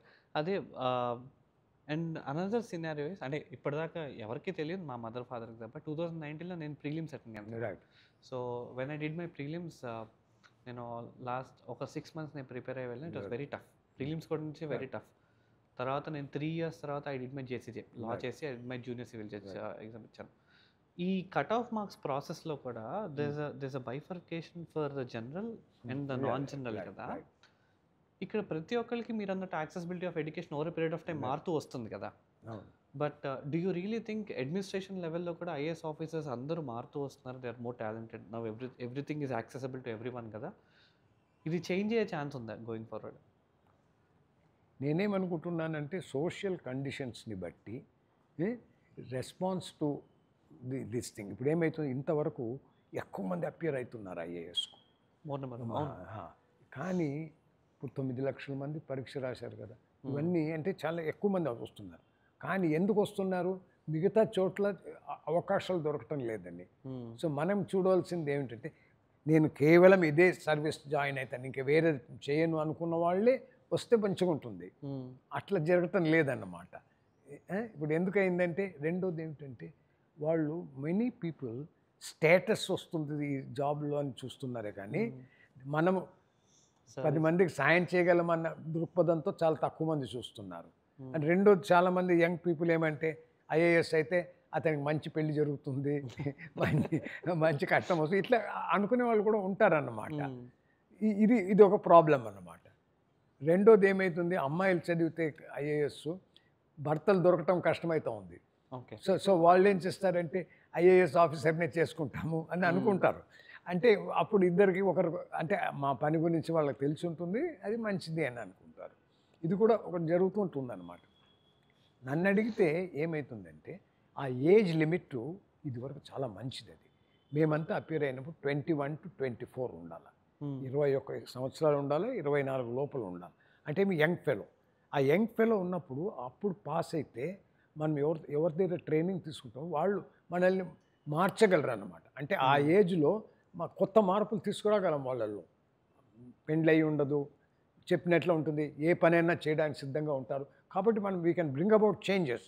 కానీ ఇప్పుడు ఏమవుతా ఉందంటే 33 ఏళ్ళ వరకు ఎక్స్టెండ్ చేశారు. దానివల్ల ఇమాజిన్, ఒకడు 23 ఏళ్ళకు ఒకతను ఐఏఎస్ జాయిన్ అవుతాడు, 33 ఏళ్ళకు ఒకటి జాయిన్ అవుతాడు. వీళ్ళ దృక్పథంలో ఎంత, ఈ 33 ఏళ్ళు అంటే మనకి పెళ్ళి అయి ఉంటుంది, పిల్లలు ఉంటారు, వాణి సర్వీస్లో జాయిన్ అయ్యాగానే ఎంత డబ్బు చేసుకుందామని చూస్తుంటాడు. వీడు వచ్చి నా పేరు ప్రతిష్టలు నేను సంపాదించాలని వీళ్ళు అనుకుంటారు. So there is a big difference between the age of the people and when you are entering the service. So ఇది ఒకటి గమనిస్తున్నాను నేను. ఇది మంచిది కాదన్నమాట. ఎందుకంటే ఒక ఏజ్ లిమిట్ ఉండాలి. ఆ ఏజ్ లోపల చేయకపోతే ఇంకా వాడు లాభం లేదన్నమాట. ఓకే. ఎందుకంటే నువ్వు 35-40 ఏళ్ళ వాడిని కూడా అపియర్ 40 ఏళ్ళ వాడికి వచ్చిన నాలెడ్జ్కు 24 ఏళ్ళ వాడికి ఎట్లా కంపేర్ చేస్తాము? అంతే కదా. అది ఉండకూడదు అన్నమాట. సో అందుకు కానీ ఇది వరకు పాత సిస్టమే. ఇప్పుడు అక్కడ చాలా కమిటీస్ అపాయింట్ చేశారు. ఆ కమిటీస్ వాళ్ళు కూడా ఏమంటున్నారంటే, మనం 21 to 24 పెట్టుకోవాలా, పెట్టుకుంటేనే మనకు వాళ్ళకు కూడా 35 ఏళ్ళు సర్వీస్ చేయడానికి అనుకూలంగా ఉంటుంది. రెండోది వచ్చి మనం కూడా మంచి వాళ్ళని ఎన్నుకునే ఉంటుంది. రెండోది ఇప్పుడు ఏమవుతుందంటే, ఎడ్యుకేషన్లో కూడా ఎన్నో డిఫరెంట్ ఇంజనీర్స్ వస్తారు, డాక్టర్స్ వస్తారు, వెటర్నరీ వాళ్ళు వస్తారు, చార్టర్డ్ అకౌంట్. ఇప్పుడు మనకేమైంది, దీనివల్ల ఏ డిపార్ట్మెంట్ కన్నా మనకు మంచి వాళ్ళు దొరుకుతారనమాట. అవును, అది రన్ చేసేకుంటారనమాట. ఎలక్ట్రికల్ ఇంజనీర్ ఉంటే మనం ఎలక్ట్రిసిటీ బోర్డు పంపించవచ్చు. అట్లా ఇది డాక్టర్లు వస్తున్నారు. సో హెల్త్ డిపార్ట్మెంట్ రన్ చేయడానికి మనకి ఇబ్బంది ఉండదు. ఇది కొన్ని విషయాల్లో బాగుందన్నమాట. కానీ ముఖ్యంగా మనం చూడవలసింది ఏంటంటే, తన మీద స్వాభిమానం బాగుందా, ధైర్యంగా నేను చేయగలను అన్నటువంటి ఫీలింగ్. నేను ఎప్పుడు చెప్తుంటాను, 3 అక్షరాలు, ఐ కెన్ డూ, నేను చేయగలను. ఇది చాలా పవర్ఫుల్ అన్నమాట. సార్, కరెంట్ స్ట్రక్చర్ చూసుకుంటే ఎస్సీకి 15%, ఎస్టీకి 7.5, ఓబీసీకి 27%, ఈడబ్ల్యూఎస్ 10% ఇచ్చిన తర్వాత మిగతాదో 59% మొత్తం వీళ్ళనే ఉంది. 50% మంది ఓసీ కేటగిరీ వాళ్ళది ఉంది. సో నిజంగా ఇప్పుడున్న సొసైటీలో, ఇప్పుడు జరుగుతున్న సొసైటీ ఆర్ మోడర్న్ సొసైటీకి ఈ రిజర్వేషన్ సిస్టమ్ అనేది ఇంకా అవసరం ఉందంటారా? నన్ను అడిగితే రిజర్వేషన్ సిస్టమ్ అవసరం ఉంది. ఎందుకంటే లార్జ్ పాపులేషన్స్కు వాళ్ళకు సరి అయినటువంటి విద్య లేదు, అవకాశాలు లేవు. విద్య కంటే ఇంపార్టెంట్ అవకాశాలు. వాళ్ళకి అవకాశాలు చాలా తక్కువగా ఉంటాయి అన్నమాట. అందువలన వాళ్ళందరికీ న్యాయం చేయాలంటే తప్పకుండా రిజర్వేషన్స్ ఉండాలి. కానీ ఎన్ని సంవత్సరాల దాకా ఇస్తారో, ఎవరికి ఇస్తారో అని అంటే దానికి కూడా ఏమిటంటే, కొన్ని కమ్యూనిటీస్ హ్యావ్ కమ్ అప్ అన్నమాట, కొన్ని communities have not come up. అది కూడా మనం చూడవలసిన అవసరం ఉంటుంది అన్నమాట. అది వెరీ ఇంపార్టెంట్. రెండోది మనం అనుకుంటాం షెడ్యూల్ కాస్ట్లోనే ఎన్నో ఉంటాయి అన్నమాట. అందులో ఒకరు కొద్దిగా అడ్వాన్స్గా ఉంటారు, ఒకరు అంత అడ్వాన్స్గా ఉంటారు. అది కూడా మనం గమనించాలన్నమాట. So there is lot of variation in the gradation of the schedule caste also, schedule tribes కూడా అన్నమాట. సో అందుకుగాను మనం చూడాలి. ఫర్ ఎగ్జాంపుల్ రాజస్థాన్లో మీనాస్ అని వాళ్ళు వచ్చి ట్రైబల్స్ అన్నమాట. కానీ ఆ మీనాస్ అంతా హైలీ ఎడ్యుకేటెడ్ అన్నమాట. మరి అటువంటి వాళ్ళకు ఉండాలన్నా లేదా అన్నది ఒక క్వశ్చన్ అన్నమాట. అలాగే ఉంటాయి అన్నమాట. కొందరు బాగా అడ్వాన్స్డ్ అయి ఉంటారు కానీ బ్యాక్వర్డ్ క్లాస్ కావాలంటారు. ఇట్లా కూడా ఉంటుందన్నమాట. మనం చూడవలసింది ఏమిటంటే ఓవరాల్గా ఆ పర్టికులర్ కమ్యూనిటీలో ఎంతమంది వస్తున్నారు, ఎంతమంది రావటం లేదు, ఇవన్నీ కూడా మనం చూడవలసిన అవసరం ఉంటుంది. డేటా ఉంటుంది కదా, డేటా ఉంటుంది. కానీ మనం ప్యూర్లీ మెరిట్ మీదనే అని చెప్తే కూడా కొన్ని కష్టాలు ఉన్నాయి. ప్యూర్లీ మెరిట్ అంటే చాలా తక్కువ మంది, అందరూ కూడా ఒకటే కమ్యూనిటీ నుంచి ఉండొచ్చు. కాబట్టి we have to be careful so that మనకేమిటంటే అందరికీ కూడా సమాన హక్కులు ఉండాలి, అందరినీ కూడా సమానంగా ట్రీట్ చేయాలని అనుకుంటే మనం కొద్దిగా పెట్టుకోవాల్సి ఉంటుంది. అది ఎడ్యుకేషన్ మీద క్లాసిఫై చేస్తామా, క్యాస్ట్ మీద క్లాసిఫై చేస్తామా, ఎకనామిక్ స్టేటస్ మీద క్లారిఫై చేస్తామా, ప్లేస్ ఆఫ్ ఆరిజిన్ నుంచి చేస్తామా, ఇవన్నీ ప్రశ్నలు ఉత్పత్తి అవుతాయి. అది మనం చూడాల్సిన అవసరం ఉందన్నమాట. కానీ ఈ డెసిషన్స్ కానీ ఈ పాలసీ చేంజెస్ కానీ చేయాల్సిన ప్రాసెస్లో ఐఏఎస్ కూడా plays a huge role. We also because మేము వాళ్లకు ఫీడ్బ్యాక్ ఇస్తుంటాము, మేము వాళ్లకు సరైన మోస్ట్ ఆఫ్ ది రిపోర్ట్స్, ఇప్పుడు ఏ రిపోర్ట్ వచ్చినా కూడా ఆ రిపోర్ట్స్ అన్నీ కూడా ఐఏఎస్ ఆఫీసర్స్ రాసినవే. అక్కడ మాకు ఇబ్బంది ఏమవుతుందంటే మా మనసులో ఒకటి చేయాలని అనిపిస్తుంది, కానీ మేము చేయవలసింది ఏమిటంటే అందరికీ సరి సమానంగా హక్కులు ఉండేలాగా, అందరికీ సరి సమానమైనటువంటి అవకాశాలు ఉండేలాగా మేము చూసుకుంటుంటాం అన్నమాట. ఇప్పుడు అమెరికా ఉందనుకోండి, అమెరికా ఎందుకు famous? That is a place which provides opportunities. Opportunities provide చేస్తారు కాబట్టి చాలామంది అక్కడికి వెళ్తున్నారు. అదే ఆపర్చునిటీస్ ఇక్కడ ప్రొవైడ్ చేస్తే అంతమంది వెళ్ళకపోవచ్చు. Exactly sir. కరెక్ట్గా 1 వీక్ బ్యాక్ మేము ఒక వీడియో పెట్టాం దీనికి సంబంధించింది. లాస్ట్ వచ్చిన గెస్ట్ కూడా ఇండియాలో బతకడం చాలా కష్టము అని మాట్లాడారు. సో మాట్లాడిన దానికి ఆల్మోస్ట్ చాలామంది ఒక 200 కామెంట్స్ మాకు ఇండియాలో బతకడం నిజంగా చాలా కష్టం, ఇక్కడ కరప్షన్ గురించి కానివ్వచ్చు, లంచాలు ఇవ్వాలి, పొలిటీషియన్ ప్రెషర్, ప్రతి ఒక్కటి ఇక్కడ కంపెనీ పెట్టాలని చాలా కష్టము, అందుకని వేరే కంట్రీస్కి వెళ్ళిపోతున్నారు అందరూ అని చెప్తున్నారు కదా. నిజంగా ఈ కరప్షన్ ఫ్యాక్టర్లో ఒక బ్యూరోక్రసీ లెవెల్లో కూడా కాంప్రమైజ్ అయిపోయింది అనుకుంటున్నారు. అంటే ఇప్పుడు ఏమైతే ఉన్నదంటే బ్యూరోక్రసీలో ఫ్యామిలీ బ్యాక్గ్రౌండ్ చాలా ఇంపార్టెంట్ అన్నమాట. ఆ ఫ్యామిలీ బ్యాక్గ్రౌండ్ ప్రకారం నడుస్తుంది. ఇప్పుడు ఏమవుతుంది, కొన్ని ఫ్యామిలీస్లో ఇది న్యాయము, ఇది ధర్మము, ఇవన్నీ నేర్పిస్తే అటువంటి ఫ్యామిలీస్లో కరప్షన్ తక్కువగా ఉంటుంది. ఎవరైతే చిన్న స్థాయి నుంచి సడన్గా వస్తారో వాళ్ళు చూస్తుంటారన్నమాట, మిగతా వాళ్ళంతా బాగా రిచ్గా ఉన్నారు, వాళ్ళంతా ఇది మేము ఉన్నప్పుడు ఏమిటంటే ఎంత మనం ప్రజాసేవ చేస్తామన్న భావం ఉండింది. ఇప్పుడు ఏమిటంటే రాగానే కొంతమంది ఐఏఎస్ ఆఫీసర్స్ నేను ఒక కారు కొనుక్కోవాలి, నేను ఒక ఇల్లు కట్టుకోవాలి, ఇటువంటి దీని మీద మనసు ఎక్కువ పోతున్నది అన్నమాట. ఇదివరకు అట్లా కాదు, నేను మంచి పని చేయాలా, మంచి పేరు తెచ్చుకోవాలి, నేను 10 మందికి సాయం చేయాలి, ఇట్లా అనుకునేవారు. ఇప్పుడు ఏమైతా ఉందంటే సొసైటీలో everyone is evaluated on the basis of his wealth. ఇదివరకు ఏమంటే ఎడ్యుకేషన్ అంటే మనం బాగా గౌరవించేవాళ్ళం. ఇప్పుడు మోర్ దెన్ ఎడ్యుకేషన్, వెల్త్. ఎవరి దగ్గర డబ్బు ఉందో వాడినే మనం గొప్ప అనుకుంటాము. ఎన్ని బంగ్లాలు ఉన్నాయి అది ఇంపార్టెంట్. అంటే ఎందుకు చెప్తున్నానంటే ఇదివరకు సొసైటల్ పర్సెప్షన్ ఈజ్ చేంజింగ్. ఇదివరకు మనము ఏమంటే బీద బ్రాహ్మణుడైనా కూడా బాగా చదువుకుంటే అతన్ని అందరికీ గౌరవించేవాళ్ళు. ఇప్పుడు అదంతా లేదు కదా. ఇదివరకు చదువు అంటే చాలా గౌరవం ఉండేది, ఇప్పుడు టీచర్లకు అంత గౌరవం లేదు కదా. ముందు ఉన్నంత గౌరవం ఇప్పుడు టీచర్లకు లేదన్నమాట. సో అట్లాగా కొన్ని కమ్యూనిటీస్లో ఉంది, కొన్ని కమ్యూనిటీస్లో లేదన్నమాట. ఇప్పుడు ఇదివరకు 16 ఏళ్ళు చదివితే కానీ వాడికి శాస్త్రాలు వచ్చిందని చెప్పేవాళ్ళు కాదన్నమాట. ఇప్పుడు ఏముంది, జస్ట్ అన్నిటికీ కూడా ఈజీ టు ఇది అట్లా ఈజీ టు ఫాలో రూల్స్ తీసుకుని అయిపోతున్నారు అన్నమాట. అంటే మనకేమంటే మన society always respected learning, always respected honesty, always respected helpfulness. ఇవన్నీ కొద్దిగా తగ్గిపోతున్నాయి అన్నమాట సొసైటీలో. Okay, that is what we are actually correct correct, true sir. ఇది మనం చూస్తున్నాం కదా. True true. అది over a period of time sir. ఇప్పుడు for example when you take ఒక చిన్న బిజినెస్ చేసుకుందాం అనుకున్న వాళ్ళు కానివ్వండి, ఒక చిన్న జాబ్లో జాయిన్ అయ్యే వాళ్ళు కానివ్వండి, వాళ్ళందరూ అడిగే క్వశ్చన్ ఏంటి అంటే, అబ్రాడ్లో వేరే కంట్రీస్లో what ever that money you pay as a tax, నిజంగా ట్యాక్స్గా పే చేసిన అమౌంట్ పబ్లిక్కి వెల్ఫేర్ కోసమే స్పెండ్ చేసుకుంటూ వస్తున్నాం కదా.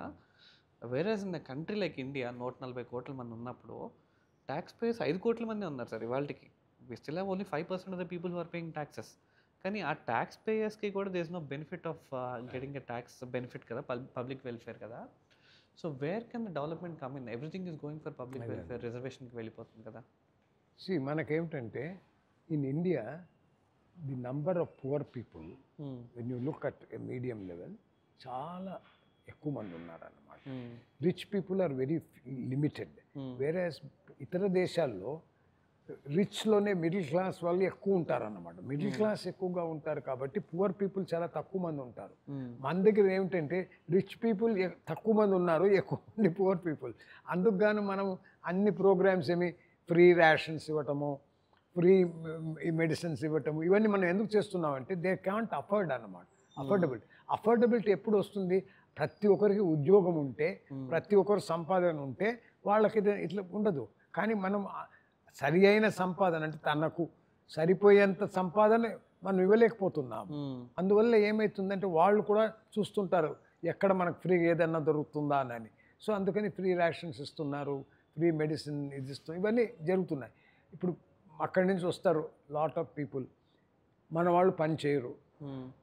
సో బీహార్ నుంచి రావాలి, యూపీ నుంచి రావాలి, వాళ్ళు వచ్చి ఇక్కడ పని చేస్తున్నారు. వాళ్ళు సంపాదించి కొంత ఇక్కడ వాడి కొంత ఇంటికి పంపిస్తున్నారు. కానీ మన వాళ్ళు చేయటప్పుడు నేను చూస్తున్నాను కదా, ఒకప్పుడు ఇంట్లో పని వాళ్ళు, తాపి పని వాళ్ళు కానీ మిగతా వాళ్ళు వడ్రంగులు వీళ్ళంతా మన తెలుగు వారే ఉండేవాళ్ళు. ఇప్పుడు అంతా కూడా బీహార్ వాళ్ళు, రాజస్థాన్ వాళ్ళు, యూపీ వాళ్ళు అట్లా ఉన్నాను. అంటే ఏమైంది, మన వాళ్ళు ఇప్పుడు ఈ కష్టమైపోయారు. ఫ్రీ రేషన్స్ దొరుకుతూ ఉన్నాయి, ఫ్రీ అన్ని. సో ఏమైంది, ఆ కష్టపడతామన్నటువంటి తత్వం పోయింది. అది నా భావన. అది సార్ ఓవరాల్గా అంటే it is just a political agenda that, అంటే వాళ్ళు నిజంగా ఇది ఇస్తున్నామన్న ఫ్రీ స్కీమ్స్ ద్వారా తీసుకెళ్తున్నారు కదా, కానీ పబ్లిక్కి బెనిఫిట్ అవ్వట్లేదు కదా. అంటే పబ్లిక్ బెనిఫిట్ అంటే పబ్లిక్ ఎవరు? పబ్లిక్ బీదవాళ్ళు పబ్లికా, మధ్య తరగతి వాళ్ళు? I would term it as a tax payer. అదే ట్యాక్స్ పేయర్. ఇప్పుడు ట్యాక్స్ పేయర్ అంటే చాలా తక్కువ మంది ట్యాక్స్ పేయర్స్ ఇండియాలో, చాలా తక్కువ మంది. ఎందుకంటే అంత సంపాదన కూడా లేదన్నమాట. రెండోది చాలామంది సంపాదన ఉన్నా కూడా చెప్పరన్నమాట ఈ సంపాదన ఉందని. So concealed incomes are very high. So అందువల్ల ఏమవుతుంది అంటే వాడికి 10 లక్షలు వస్తే 2 లక్షలు వచ్చినట్లు చూపిస్తారు. ఇవన్నీ జరుగుతున్నాయి. సో అందువల్ల ఏమవుతుందంటే ఎంత మనం రాబట్టాలనో అది చేయలేకపోతున్నాము. సో అందువల్ల ఏమవుతున్నది అంటే you have to depend on ఇది. ఇప్పుడు ఏమవుతుంది, మనకు కమర్షియల్ ట్యాక్సెస్ ఒకటి, తర్వాత వచ్చి మన మోటార్ వెహికల్ ట్యాక్సెస్, తర్వాత లిక్కర్. ఎక్కువ మన వాళ్ళంతా ఎక్కువ తెలంగాణలో లిక్కర్ది డబ్బు ఎక్కువ వస్తుంది మనకు. కానీ అది బ్యాడ్ హ్యాబిట్. ఆ బ్యాడ్ హ్యాబిట్ వాళ్ళు మనం we are not bothered about bad. ఎంతమంది ఆరోగ్యం క్షీణిస్తుందో మనం చూడటం లేదు. డబ్బు వస్తూ ఉంది, దాని నుంచి అక్కడ మనం తీసుకుందామని. కొంచెం డబ్బు ఉన్నవాళ్ళు ఇంగ్లీష్ లిక్కర్కి వెళ్తున్నారు, లేకపోతే దేశీ లిక్కర్ అని. ఇది జరుగుతూ ఉందన్నమాట. సో ఇప్పుడు ఏమవుతుంది, ఇవన్నీ కూడా సోషల్ ఇల్స్. ఆ సోషల్ ఇల్స్ అంటేమి ఎడ్యుకేషన్ వల్ల నిర్మూలించగలుగుతాం. నా ఉద్దేశంలో ఎడ్యుకేషన్ మస్ట్ బి యూనివర్సల్. అది ఒకటి చేయాలి, అందరికీ ఉండాలి. అంటే ఇప్పుడు అది జరుగుతూ ఉంది. లిటరసీ అంటున్నాం కానీ లిటరసీ కాదన్నమాట. ఇప్పుడు 6వ తరగతి అబ్బాయిని 2 ఎక్కాలు చెప్పమంటే చెప్పలేకపోతున్నాడు, 2 అక్షరాలు రాయలేకపోతున్నాడు. అంటే ఏమిటి, ఊరికే పాస్ అవుతున్నాడు కానీ మనం we are not really educating people అన్నమాట. ఇది మన విద్యలో కూడా చాలా లోపాలు ఉన్నాయన్నమాట. Education system is not functioning the way it should function అన్నమాట. Sir some of the comments మాకు మొన్న వచ్చినాయి, మేము షార్ట్ లిస్ట్ చేసాము యాక్చువల్లీ. అంటే అసలు నిజంగా ఇవి ఆయన చెప్పింది నిజమే. భారతదేశంలో టాలెంట్ ఉంటే సరిపోదు. చాలా ఉండాలి. రాజకీయ అండ ఉండాలి. లంచాలు తినిపించే తెలివి ఉండాలి. కులం, మతం, ప్రాంతం వాడుకునే ఎదిగి తెలివి ఉండాలి. మోసం చేసే తెలివి ఉండాలి. అందుకునే కానీ అంబానీని, అదానీలని భారతదేశం అంతా అన్ని రంగాల్లో ఉంటారు. కానీ భారతదేశం దాటి వ్యాపారం చేయలేరు. ఎందుకంటే వాళ్ళు లంచాలు, స్ట్రాటజీ బయట దేశాల్లో పనిచేయదు. కేవలం భారతదేశానికి నిర్మితం అనేది. సో ఈ comment is not just about doing business here. అంటే నిజంగా ఇక్కడ ఇండియాలో ఎదగాలి అంటే డిఫరెంట్ ఫ్యాక్టర్స్ కంపల్సరీ ఉండాలి సార్. ఉండాలి. ఇప్పుడు ఏమవుతుందంటే అన్ఫార్చునేట్లీ ఏమైందంటే ఇది వరకు మనకు స్వాతంత్రానికి గాను కష్టపడిన వాళ్ళంతా కూడా సెల్ఫ్లెస్గా చేశారు. ఇప్పుడు అట్లా కాదు కదా.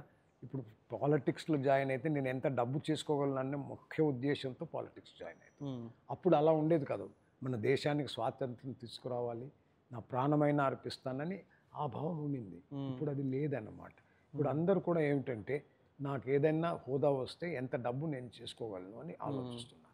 ఇప్పుడు ఆఫీసర్స్లో కూడా ఏ డిపార్ట్మెంట్లో అయితే మనకు డబ్బులు బాగా వస్తాయి, ఏ డిపార్ట్మెంట్లో రాదు, ఇవన్నీ చూస్తున్నారని. అంటే ఇప్పుడు ఏమైందంటే everything is revolving around money. ఇప్పుడు people status is determined by money. ఇది వరకు మనం ఏమనుకున్నాం, చదువుకున్నవాడా, మంచివాడా అని. ఇప్పుడు పెళ్ళికి కూడా ఎవరన్నా అంటే చదువుకున్నవాడా, మంచి ఉద్యోగం చేస్తున్నాడా, మంచివాడా, కుటుంబం మంచిదా, ఇవన్నీ మనం చూసేవాళ్ళు. ఇప్పుడు అదంతా లేదు. మన దగ్గర ఎంత డబ్బు ఉంది, మంచి సంపాదన ఉందా, ఇది ఎక్కువగా చూస్తున్నా. అంటే everything is now evaluated on money, correct, not on character, not on other things అన్నమాట. ఇందువల్ల మనకు చాలా ఇబ్బందులు వస్తున్నాయి. అంటే మన society fabric is actually getting distorted. అవును సార్. అది ఎందుకని అవుతున్నది అంటే because people are now everything is money oriented అన్నమాట. ఇది వరకు ఆయన హైలీ ఎడ్యుకేటెడ్ అని మనం రెస్పెక్ట్ చేసేవాళ్ళము. ఇప్పుడు అది లేదు కదా. ఇప్పుడు ఏమిటంటే ఎంత డబ్బు ఉంది, అది ఒక బంగ్లానా, 2 బంగ్లాలా, ఇవన్నీ ఉన్నాయి. ఇప్పుడు చూస్తే మనం చూస్తాం డబ్బు ఉన్నవాడు ఏం చేస్తున్నాడు, everything is in real estate. అవును, ల్యాండ్ కొనేస్తున్నాడు, ఆ ల్యాండ్ని ఎక్కువ ధరకు అమ్ముతున్నాడు. So is making money quickly. Correct. And no one detects where it is going because it is wide spread అన్నమాట. కరెక్ట్. ఇవన్నీ అంటే గ్రోయింగ్ నేషన్లో ఈ ప్రాబ్లమ్స్ అన్నీ వస్తాయి. ఇప్పుడు అమెరికాలో కూడా బీదవాళ్ళు ఉన్నారు, వాళ్ళకు కూడా డోల్స్ ఇస్తున్నారు, వాళ్ళకు కూడా ఇది చేస్తున్నారు. అక్కడ ఏమవుతుందంటే ఉద్యోగం చేయకపోతే యు ఆర్ పువర్, ఉద్యోగం చేస్తున్నంతసేపు you are not poor. Okay. మన దగ్గర ఏమిటంటే ఉద్యోగం రావటమే పెద్ద కష్టం, ఉద్యోగం వచ్చినా కూడా పువర్గా ఉంటాము. ఈ మధ్యనే తగ్గింది. ఎందుకంటే ఇదివరకు 5 పిల్లలు, 6, 7, 8, 10 మంది ఉండేవాళ్ళు. ఇప్పుడు ఏమైందంటే luckily now it is becoming a nuclear family. Correct. Nuclear family వలన కొందరు అందరు కూడా relatively they are well off. నన్ను అడిగితే రిలేటివ్లీ వెల్ ఆఫ్. మనం పూర్వకాలం చూసినటువంటి బీదతనం లేదన్నమాట ఇప్పుడు. Correct, correct sir. సార్ మీరు బుక్లో 3 words పెట్టారు, మొన్న కూడా మనం డిస్కస్ చేసుకున్నాం. Excel your self, exceed expectations and enlarge horizons అని. అండ్ ఇది ఒక normal individual day to day లైఫ్లో ఉన్న జరిగే ఇండివిజువల్ పర్సన్కి ఎట్లా హెల్ప్ అవుతుంది? ఇప్పుడు నాకు స్వతహాగా ఉన్నటువంటి కొన్ని ఇది ఉంటాయన్నమాట. Good I will say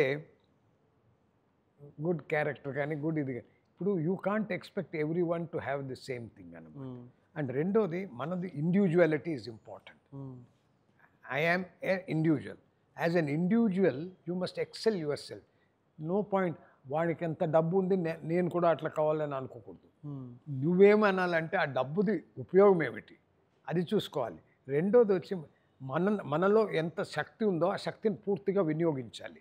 so I must excel my self. I can't excel someone else. He may be very intelligent in some other area, I may not be intelligent in that area, but as a person, I am excelling man. నాకు భగవంతుడు ఇచ్చినటువంటి శక్తుల్లోని నేను సద్వినియోగం చేస్తున్నానా లేదా, నేను సరిగా ప్రవర్తిస్తున్నానా లేదా.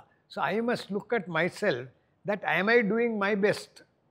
నేను if I'm not doing my best, I'm not really doing anything. Excel అంటే I must exceed my self. I must do better then what I am actually. అది చేయాలన్నమాట. Excel your self. Second, exceed the expectation. మన చుట్టుపక్కల వాళ్ళు ఉంటారు, తల్లిదండ్రులు ఉంటారు, అందరూ కూడా మా అబ్బాయి ఇది చేయాలా అది చేయాలని అనుకుంటారు. సో వాళ్ళ యొక్క కోరికల్ని కూడా తీర్చేలాగా ఉండాలి కదా. యూ మస్ట్ ఎక్సీడ్, వాళ్ళు అనుకున్న దీనికంటే ఇంకా ఎక్కువ చేయాలి. వాళ్ళు ఇది ఇట్లా చేశాడు ఇది ఇంకా బాగా చేయాలన్నమాట. దాన్ని ఏమంటుంది, exceed the expectations of friends, relatives, people, society, వాళ్ళకి ఎక్సీడ్ చేయాలన్నమాట. మంచి పేరు రావాలా, గౌరవం రావాలి, ఇవన్నీ. Expand your horizons. Expand your horizons అంటే మా చిన్న చూపు కాకుండా విశాలమైనటువంటి చూపు, అంటే ప్రపంచం వ్యాప్తంగా ఉండేటటువంటి చూపు. చిన్నగా నా గ్రామము, నా ఇల్లు, చాలామందికి ఏమన్నా నా ఇల్లే ఇంపార్టెంట్. ఆ ఇల్లు నుంచి నా వీధి, అక్కడి నుంచి నా గ్రామము, నా స్టేట్, ఇట్లా పోవాలను. అది ఎక్స్పాండ్ యువర్ హొరైజన్స్. అది చేస్తే కానీ మనం చేయలేమన్నమాట. దీనికని రెండోది ఏమిటంటే, మనము యాజ్ సివిల్ సర్వెంట్స్ మనకు ఒకటే ఒక ఇది మాట ఇప్పుడు చెప్తారు ముస్సోరీలో కూడా, ఏమంటే మాకు ఒక మోటో ఉందన్నమాట సివిల్ సర్వీసెస్లో. సివిల్ సర్వీసెస్ మోటో ఏమిటంటే, యోగ కర్మసు కౌశలం. ఏ పని నీకు ఇచ్చినా కూడా దాంట్లో కుశలత్వం కనపరచాల. యోగ కర్మసు కౌశలం. అదే ఆ కౌశలం అన్నది కూడా ఎట్లా వస్తుంది అంటే, ఫస్ట్ ప్రావీణ్యం ఉండాలి. ప్రావీణ్యం ఉంటేనే నీకు కౌశల్యానికి దారి సుగమం అవుతుంది. ఫస్ట్ ఈజ్ ప్రావీణ్యం. తర్వాత you will have to do the second thing వచ్చి అదేమిటంటే ప్రావీణ్యం, కౌశల్యం వచ్చి లాస్ట్ స్టేజ్ అని. ప్రావీణ్యం తర్వాత in between is something else and then you come to ఇదనమాట. అంటే దానికి ఏమవుతుందంటే, you have to actually be a ప్రవీణ్ in whatever you are doing అనమాట. అది సెకండ్ వచ్చి you must be able to expand your personality. And last is actually you are doing కౌశల్యం. కౌశల్యం అంటే you have to actually proficiency, efficiency, effectiveness. కౌశల్యం అంటే effectiveness, proficiency అంటే ప్రావీణ్యం, ఎఫిషియన్సీ అంటే కుశలత్వం. ఓకే. సో అప్పుడు లాస్ట్లో you have to actually. So ఇది ఏ విధంగా మనం తీసుకొస్తామో అది వెరీ ఇంపార్టెంట్. ప్రతి మనిషిలో అది ఉండాలన్నమాట. ఓకే. ప్రొఫిషియన్సీ నుంచి ఎఫిషియన్సీ, ఎఫిషియన్సీ నుంచి ఎఫెక్టివ్. అల్టిమేట్లీ మనం అనుకున్న పని జరగాలి కదా. నేను ఎఫిషియెంట్ ఉన్నానంటే దానికి గుర్తేమిటి, అనుకున్న పని జరగాల. ఇక్కడ అనుకున్న పని జరగకపోతే you are not efficient. Correct, correct. Wonderful sir, wonderful. Sir, usually as a public పర్సెప్షన్గా మేము when we see an IAS officer, obviously ఒక సెన్స్ ఆఫ్ రెస్పెక్ట్ మాకు ఉంటుంది. అండ్ ఒక ఆర్డినరీ పర్సన్ నుంచి ఒక ఎక్స్ట్రాడినరీ పర్సన్గా మీరు ఒక 63 years మీ ఐఏఎస్ ఫీల్డ్లో ఉన్నారు. యాజ్ అ రిటైర్డ్ ఆఫీసర్గా మీరు ఇంకా దానిలో you been contributing a lot of things. And over a period of time ఒక IAS officer role and definition is still yet to be clearly defined as what I personally feel and what the public still personally feel.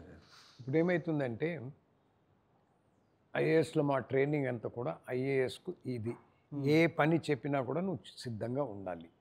ఆ పని చేసే ముందు దాని గురించి ఆలోచించి కరెక్ట్గా ఏది చేస్తే బాగుంటుంది, ఏదైతే ప్రజలకు ఉపయోగకరంగా ఉంటుంది అది మనసులో పెట్టుకుని చెయ్యి అని చెప్తారన్నమాట. This is what we are told. And రెండోది మనకేం చెప్తారంటే, అందరూ కూడా నీ వైపు చూస్తున్నారు, నువ్వే చేయగలుగుతావని అనుకుంటున్నారు, కాబట్టి నువ్వు ఏ శ్రమ అయినా కూడా ఓర్చుకుని చేయాలి. ఇప్పుడు రెండోది మాకేం చెప్తారంటే, ఇప్పుడు సడన్లీ ఫ్లడ్ సిచ్యువేషన్ వచ్చిందని, అందరూ ఏం చేస్తారు, ఫ్లడ్ అయింది ఏం చేయాలి అట్లా. మాకు అట్లా చెప్పరాను. మాకేమి ఫ్లడ్ అయితే నువ్వు చేయవలసింది ఏమిటి, అక్కడ ఉన్నటువంటి మనుషులు పశువులకు హాని కలగకూడదు, వాళ్ళ ప్రాణరక్షణ ఫస్ట్ ప్రథమంగా ఉంటుంది. రెండోది అది అయిన తర్వాత ఫర్దర్ డ్యామేజ్ కాకుండా ఎలక్ట్రిసిటీ వైర్లు గేర్లు సరిగా పనిచేస్తున్నాయా లేదా. రెండోది అక్కడి నుంచి మూవ్ చేయాలంటే మనుషులే కాదు పశువుల్ని కూడా మనం మూవ్ చేయవలసి ఉంటుంది. కాబట్టి మనుషుల్ని మూవ్ చేయడానికి ఏదైనా ఖాళీ స్థలం ఉందా, ఏది లేకపోతే స్కూల్ ఉందా, లేకపోతే ఎలిమెంట్ అక్కడ తీసుకెళ్ళాలి కదా, అక్కడ వాళ్ళకి భోజన సదుపాయాలు పెట్టాలి. అంటే ఎవరెవరితో మనం మాట్లాడితే అక్కడ భోజనాలకు ఏర్పాట్లు జరుగుతాయి. ఇవి మనం అంటే ఒకసారి ఫ్లడ్ వచ్చింది అనగానే మనం కేవలం ఫ్లడ్ వచ్చిందని ఇది కాకూడదు అన్నమాట. మనం ఇమీడియట్లీ మన మైండ్లో ఆలోచించుకోవాలి, ఇవన్నీ నేను చేయాలి, ఇది నా కర్తవ్యం, ఇది చేస్తేనే ప్రజలు రక్షణ కలిగించిన వాళ్ళం అవుతామని మేము ఆలోచిస్తాము. అదే మిగతా వాళ్ళ ఆలోచన ఏముంటుందంటే, నా ఆవును నేను రక్షించుకోవాలి, అక్కడ కింద నేను ఇది చేయాలని. లేడీస్ వచ్చి మా ఇంట్లో పిల్లలందరూ బాగుండాలా, వాళ్ళకి భోజనం ఎక్కడి నుంచి వస్తుంది, మనం సామాన్లు తీసుకెళ్ళాలా, ఇవన్నీ ఉంటుంది కదా. Correct. అట్లా ఒక్కొక్కరు ఒక్కొక్క విధంగా చూస్తారు. మేమేం చూస్తామంటే అట్లా కాకుండా we will see what is the real priorities. So మాకు ఎస్పెషల్లీ ఏ ఉద్యోగం ఏ పని చేసినప్పుడు ప్రయారిటైజేషన్, ఏది ఫస్ట్ ఇంపార్టెంట్, సెకండ్ ఇంపార్టెంట్, మేము ఆ విధంగా చేస్తూ పోతామన్నమాట. అందువల్ల ఎన్ని కష్టాలు వచ్చినా కూడా మేము చేయగలుగుతాం అన్నమాట. అంటే we're trained to think on those lines. Okay. మీకు అర్థం కదా, మా ప్రయారిటీస్ ఆర్ డిఫరెంట్ అన్నమాట. అంటే ఏమిటి, saving lives, saving property, saving cattle, saving ఆ ఆర్డర్ ఆఫ్ ప్రయారిటీలో మేము చేస్తామన్నమాట. ఓకే. ఓకే. అండ్ రెండోది మాకు కూడా ఏముంటుందంటే జనరల్లీ నేను ఐ ఫౌండ్ గోదావరి ఫర్టిలైజర్స్ ఉన్నప్పుడు సైక్లోన్ వచ్చింది. సైక్లోన్ వస్తే మేము మా లేడీస్ని అంతా పిలిచి చెప్పాము ఏం చేద్దామని. తర్వాత అక్కడ జైల్ సూపరింటెండెంట్ ఇన్ రాజమండ్రి, అతను నాకు టీచర్. సో అతనుతో నేను మాట్లాడి మేము హెల్ప్ చేయాలనుకుంటాము, మీరు కొన్ని మాకు హెల్ప్ చేయాలి. ఏం హెల్ప్ చేయాలంటే నేనేమన్నానంటే, మేము బియ్యము పప్పు అన్నీ ఇస్తాము, మీరు అక్కడ వంట చేసి మాకు ఇస్తే మేము దాన్ని పొట్లాలు కట్టి ఆ జైల్లో ఉన్నటువంటి వాళ్ళతోనే ఆ పొట్లాలు కట్టించి మేము ఆ పొట్లాలని అందరికీ డిస్ట్రిబ్యూట్ చేసామన్నమాట. ఎన్టీ రామారావు కూడా వచ్చాడు, చాలా పొగిడాడు అనమాట ఇవన్నీ చేస్తుంది. నేనేం చేశానంటే మా గోదావరి లేడీస్ ఉంటారు కదా, ఆ లేడీస్ని అంతా అక్కడికి పంపించి వాళ్ళతో ఇవన్నీ చేయించాను అనమాట. చేస్తే అప్పుడు ఏమైతుందంటే, రెండోది ఏమిటంటే అక్కడ తెలిసిన వాళ్ళు ఉంటారు కదా, మా డీలర్స్ ఉంటారు, మా డీలర్స్ని పిలిచి కొన్ని భోజనాలు ఏర్పాటు చేస్తే అందరికీ భోజనం పెట్టిన వాళ్ళు అవుతారని చెప్తే వాళ్ళని కన్విన్స్ చేస్తే వాళ్ళు కూడా భోజనాలు పెట్టారంట. ఎస్పెషలీ మామూలుగా కోమిటి వాళ్ళు మామూలుగా వస్తారు దీనికి, కోమిటి వాళ్ళే కాకుండా ఇతరులు కూడా వచ్చారనమాట. చాలా బాగా జరిగిందండి. అంటే ఏమిటి, during such times they realize the importance of a person who can command resources and who can deliver అన్నమాట. IAS officer only do that. అది జనరల్లీ. రెండోది, ప్రజల్లో ఐఏఎస్ ఆఫీసర్కి ఇంకా నమ్మకం ఉంది. అంటే కష్టం వస్తే వాళ్ళు తప్పకుండా హెల్ప్ చేస్తారు అని ఉంటుందన్నమాట. కానీ ఇప్పుడు ఏమవుతుంది, ఆ నమ్మకాన్ని అపనమ్మకం కింద చేయకూడదు. అది ఇప్పుడు ఏమవుతుందంటే దానికి కానీ ఏమిటంటే ప్రజల్లో తిరగాలన్నమాట. మేమంతా ఏం చేసేవాళ్ళమంటే ప్రతి నెలలో 3 రోజులు కానీ 4 రోజులు గ్రామంలోనే ఉండేవాళ్ళం అన్నమాట. ఇప్పుడు ఎవరు ఉండట్లేదు. ఇప్పుడు ఉండటం లేదు. అప్పుడు చావిడీలు ఉండేవి, ఆ చావిడీలో మేము బస చేసేవాళ్ళం అన్నమాట.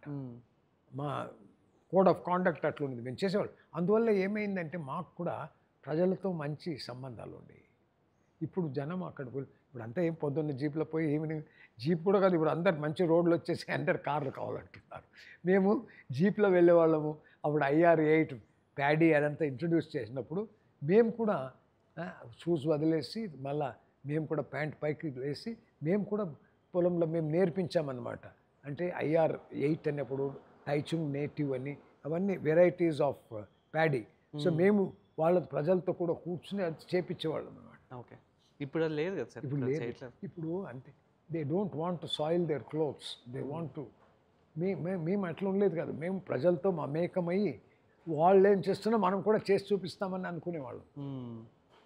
ఇప్పుడు ఆ దృక్పథం లేదు, అన్ఫార్చునేట్లీ. అదే sir. So finally thank you so much for coming to the podcast sir. Really it was such a pleasure. You are one of the most senior officers in the entire IAS in entire India. Correct. So మీ యొక్క క్యాడర్లో మీరు almost 4 decades of your experience ఎంతో మంది IAS officers, chief ministers, NTR గారు, YS Rajasekhara Reddy గారితో work చేస్తూ వచ్చారు. So we wish you keep continuing the effort that you're doing on the contribution that you for the IAS, and thank you so much for coming to the podcast. ఒకటి చెప్తాను. Yes sir. Very funny incidents ఒకటి చెప్తే మీకు కూడా తెలుస్తుంది. నేను మీజో హిల్స్లో చాలా విపరీతమైనటువంటి ట్రబుల్స్ నిందనమాట. అంటే ఆ మీజో హిల్స్కు వెళ్ళవలసిన రోడ్లన్నీ కూడా కట్ చేసేసారు రెబల్స్. వాళ్ళు ఏం చేశారంటే అన్ని బ్రిడ్జెస్ కొట్టిపారేశారు. అప్పుడు మేమేం చేసామంటే ఆర్మీతో కూడా ఐ మార్చ్డ్ అలాంగ్ ది రోడ్. ఎక్కడెక్కడ వెళ్తున్నామో ఆర్మీతో కూడా MES వాళ్ళని తీసుకుని ఆ బ్రిడ్జులు కట్టించుకుంటూ వెళ్ళామన్నమాట. 300 లారీలు waiting to go with food and rations to Mizo hills. అది నిలిచిపోయాయి అన్నమాట, స్తంభించిపోయాయి. అప్పుడు ఈ రోడ్ అంతా ఫస్ట్ రిస్టోర్ చేసి ఆ 300 లారీలు అక్కడికి పోయి ప్రజలకు రేషన్ షాప్స్కు దీనికి అందించేకి మేము చేశాము. రెండోది ఏమైందంటే నేను అక్కడ ఉన్నప్పుడు చాలా ఇది అయిందన్నమాట. నా పేరు ముద్దుశెట్టి గోపాలకృష్ణ నాయుడు. అక్కడ మిజో హాల్స్ వాళ్ళు ట్రైబల్స్ అన్నమాట. సో వాళ్ళు నాయుడు అంటే ఈజీ టు రిమెంబర్, జ్ఞాపకం ఉంటుంది. కొంతమంది గోపాలకృష్ణ అనే ఆఫీసర్స్ వాళ్ళంతా. సో మాకు ఒక కమిషనర్ ఉంటారు, సీనియర్ ఆఫీసర్, ఆయన వస్తాడు. నేను అప్పుడు డిప్యూటీ కమిషనర్. సో వస్తే అతను ఒక వెళ్ళి అక్కడ ఒక ఇది ఇచ్చాడు, రిపోర్ట్. ఏమని ఇచ్చాడు, నేను టూర్ మీద వెళ్ళాను మిజో హిల్స్కు. అక్కడ గోపాలకృష్ణ అని ఒక ఆఫీసర్ ఉన్నారు, ప్రజల్లో అతని మంచి పేరుంది, అందరు కూడా అతనే చాలా మంచి ఆఫీసర్ అని అంటున్నారు. ఇంకొక అతను ఉన్నాడు నాయుడు అని. ఆ నాయుడు అన్నవాడు చాలా కఠినంగా ఉంటాడు, అందరు అక్కడ మిషన్ గన్ నాయుడు అని అంటారు అతన్ని అని. అంటే రెండు హంగులు అన్నమాట. ఒకటి వచ్చి చాలా సౌమ్యంగా ఉండేది, ఇంకోటి వచ్చి చాలా క్రూరంగా ప్రవర్తించేది అన్నట్లు. సో అతను పోయి రాశాడు మా చీఫ్ సెక్రటరీకి, ఏమని, గోపాలకృష్ణన్ అక్కడే ఉంచండి, నాయుడుని ట్రాన్స్ఫర్ చేయండి అని అన్నాడు. అక్కడ ఆయనకు నా గురించి బాగా తెలుసు మా చీఫ్ సెక్రటరీకి. సో మా చీఫ్ సెక్రటరీ ఏం చేశాడంటే, ఆయన బహుశా వీడికి చాలా ట్రబుల్ ఉంటుంది అక్కడ, చాలా టెన్షన్లో ఉంటాడు అనుకుంటానని ఏం చేశాడంటే, నాకు ఒక చిన్న మెసేజ్, వైర్లెస్ మెసేజ్ పంపించాడు, పోలీస్ మెసేజ్. ఏమని, రిపోర్ట్ ఇమీడియట్లీ టు షిలాంగ్. నేనేమనుకో, ఇప్పుడే మా కమిషనర్ వచ్చాడు, వాడు ఏం రిపోర్ట్ ఇచ్చాడో లేదో, నేను సరిగా పని చేయలేదు అనుకున్నారో ఏమో అని నన్ను పిలిచి నన్ను డ్రెస్సింగ్ డౌన్ చేస్తాడేమో అతను అని అనుకున్నాను. నేను అక్కడికి వెళ్ళాను. వెళ్తే మామూలుగా తలుపు తట్టి వెళ్ళాలంటే లోపలికి, మే కమిన్ సార్ అని మామూలుగా అడుగుతాం. సో మే కమిన్ సార్ అంటే మామూలుగా కమిన్ బాయ్ అని అట్లా మాట్లాడేవాడు. వచ్చి అట్లా కాకుండా కమిన్ అని అన్నాడు. అమ్మో ఏమో ఏంది, అందుకే బహుశా నాకు మెసేజ్ వచ్చిందని నేను భయపడుతూ, కోట్ సరిగా ఉందా, బటన్ సరిగా ఉందా అని సర్దుకుని కూర్చున్నాను. కూర్చుంటే ఆయన చూసి నవ్వడం బిగించేశాడు. నవ్వుతూ సెట్ డౌన్ అని గట్టిగా అన్నాడు. అమ్మో ఏమో ఉంది అనుకున్నాను. అంటే కింద డ్రాయర్లో ఒక ఇది ఉండింది అనమాట, లెటర్ ఆయన రాసింది. ఆ లెటర్లో ఉంది, keep Gopalakrishna post him out side district అని. సో నేను చెప్పాడు, నాకు ఎవరు తెలిసిందని, అక్కడ ఒక స్టోరీ ఉంది, జెకిల్ అండ్ హైడ్ అని ఒక కథ. జెకిల్ అన్నవాడు చాలా మంచివాడు, హైడ్ అన్నవాడు చాలా క్రూరంగా ఉంటాడు అనమాట కథలో. So are you Jekyll or are you Hyde అన్నాడు. నేను అర్థం కాలేదు నాకు. తర్వాత నేను చెప్పాను, sir I don't understand. Then he said, look here, this is what your this thing, but I know you very well, so you don't be bothered, you are going to having come here, stay 2 days, enjoy yourself here and then you go back అని. ఎందుకు చెప్తాను, చిన్న చిన్న ఇది ఉంటాయి అన్నమాట, very very interesting episodes. Wonderful sir. And I wish you great success with your book. చాలామంది ఇంకా బుక్ తెలియదు కానీ life of a Karmayogi, I think every one has to read the book. నేను చదివినప్పుడు, నేను పాడ్కాస్ట్కి వచ్చే ముందు నేను అనుకున్నాను బుక్ చదివి మీ దగ్గరికి వద్దాను. I felt very confident when I read this book. Many stories of an IAS officer, అట్లాంటి చాలా ఉన్నాయి అన్నమాట దాంట్లో. మెనీ స్టోరీస్, అందులో రకరకాలుగా ఉంటుందన్నమాట. అసలు నేను బ్యాచిలర్గా ఉన్నాను అప్పుడు. సో అక్కడంతా ఏమంటే చాలామంది ఇంకా బ్యాచిలర్గా ఉన్నారని, అక్కడ అమ్మాయిలు వీళ్ళు వాళ్ళు ఎంత ఇవన్నీ. ఎందుకంటే యూ హ్యావ్ టు నా మానెక్షా వచ్చాడు. ఆయన Manekshaw was lieutenant general, he was commander of the బెంగాల్లో ఫోర్ట్ విలియం నుంచి వచ్చాడు. వచ్చినప్పుడు అతనికి అక్కడ మంచి జాగా ఉండలేదు, కలెక్టర్ బంగ్లా ఒకటే మంచిది. సో వాళ్ళ ఆఫీసర్స్ అక్కడ బ్రిగేడియర్స్ నన్ను రిక్వెస్ట్ చేశారు, సార్ ఆయన మీరు అంటే నేను బ్యాచులరే, నేను చెప్పను ఉండొచ్చునండి, కలెక్టర్ బంగ్లాలోనే బెస్ట్ రూమ్ అతనికి ఇచ్చాను అన్నమాట. ఇస్తే అతను ఉన్నాడు, ఒక రోజు ఉన్నాడు అనమాట. అంటే నైట్ అంతా మాట్లాడాము. ఆయన మలేషియాలో ఏం చేశాడు ఇవన్నీ అయిన తర్వాత నెక్స్ట్ డే వాళ్ళ ఆఫీసర్స్ అంతా అతను హెలికాప్టర్లు వెళ్ళాలన్నమాట. హెలికాప్టర్లు వెళ్ళాలంటే అక్కడ వాళ్ళ ఆఫీసర్స్ అంతా వచ్చారు. నన్ను అడిగాడు, వాళ్ళ ఆఫీసర్స్ రాకముందు, మా ఆఫీసర్స్ అంతా నీతో బాగా కోఆపరేట్ చేస్తున్నారా, మీకు హెల్ప్ చేస్తున్నారా? ఒకరిద్దరు అందులో సరిగా లేరు. అంటే వాళ్ళకు ఆర్మీలో ఏమిటంటే వాళ్ళకు ఏమి ఇంత యంగ్ వయస్సులో వీడు ఉన్నాడు, వీడి ర్యాంక్ వచ్చి మా బ్రిగేడియర్ ర్యాంకు. సో నేను 20 సంవత్సరాలు 30 సంవత్సరాలు చదివి నాకు బ్రిగేడియర్ అయింది వీడు 7-8 సంవత్సరాల్లోనే ఈ ర్యాంక్ వచ్చిందని వాళ్ళకు కొద్దిగా కక్షగా ఉండింది. సో అతను కొద్దిగా ఇది చేశాడు. అప్పుడు నన్ను అడిగితే నేను అన్నాను, లేదు బాగానే అందరు సహకరిస్తున్నారు. కానీ అతనికి భయం ఉండింది. ఏమని, వాడు నాతో సహకరించలేదు కనుక నేను ఏం చెప్పుంటానోనని.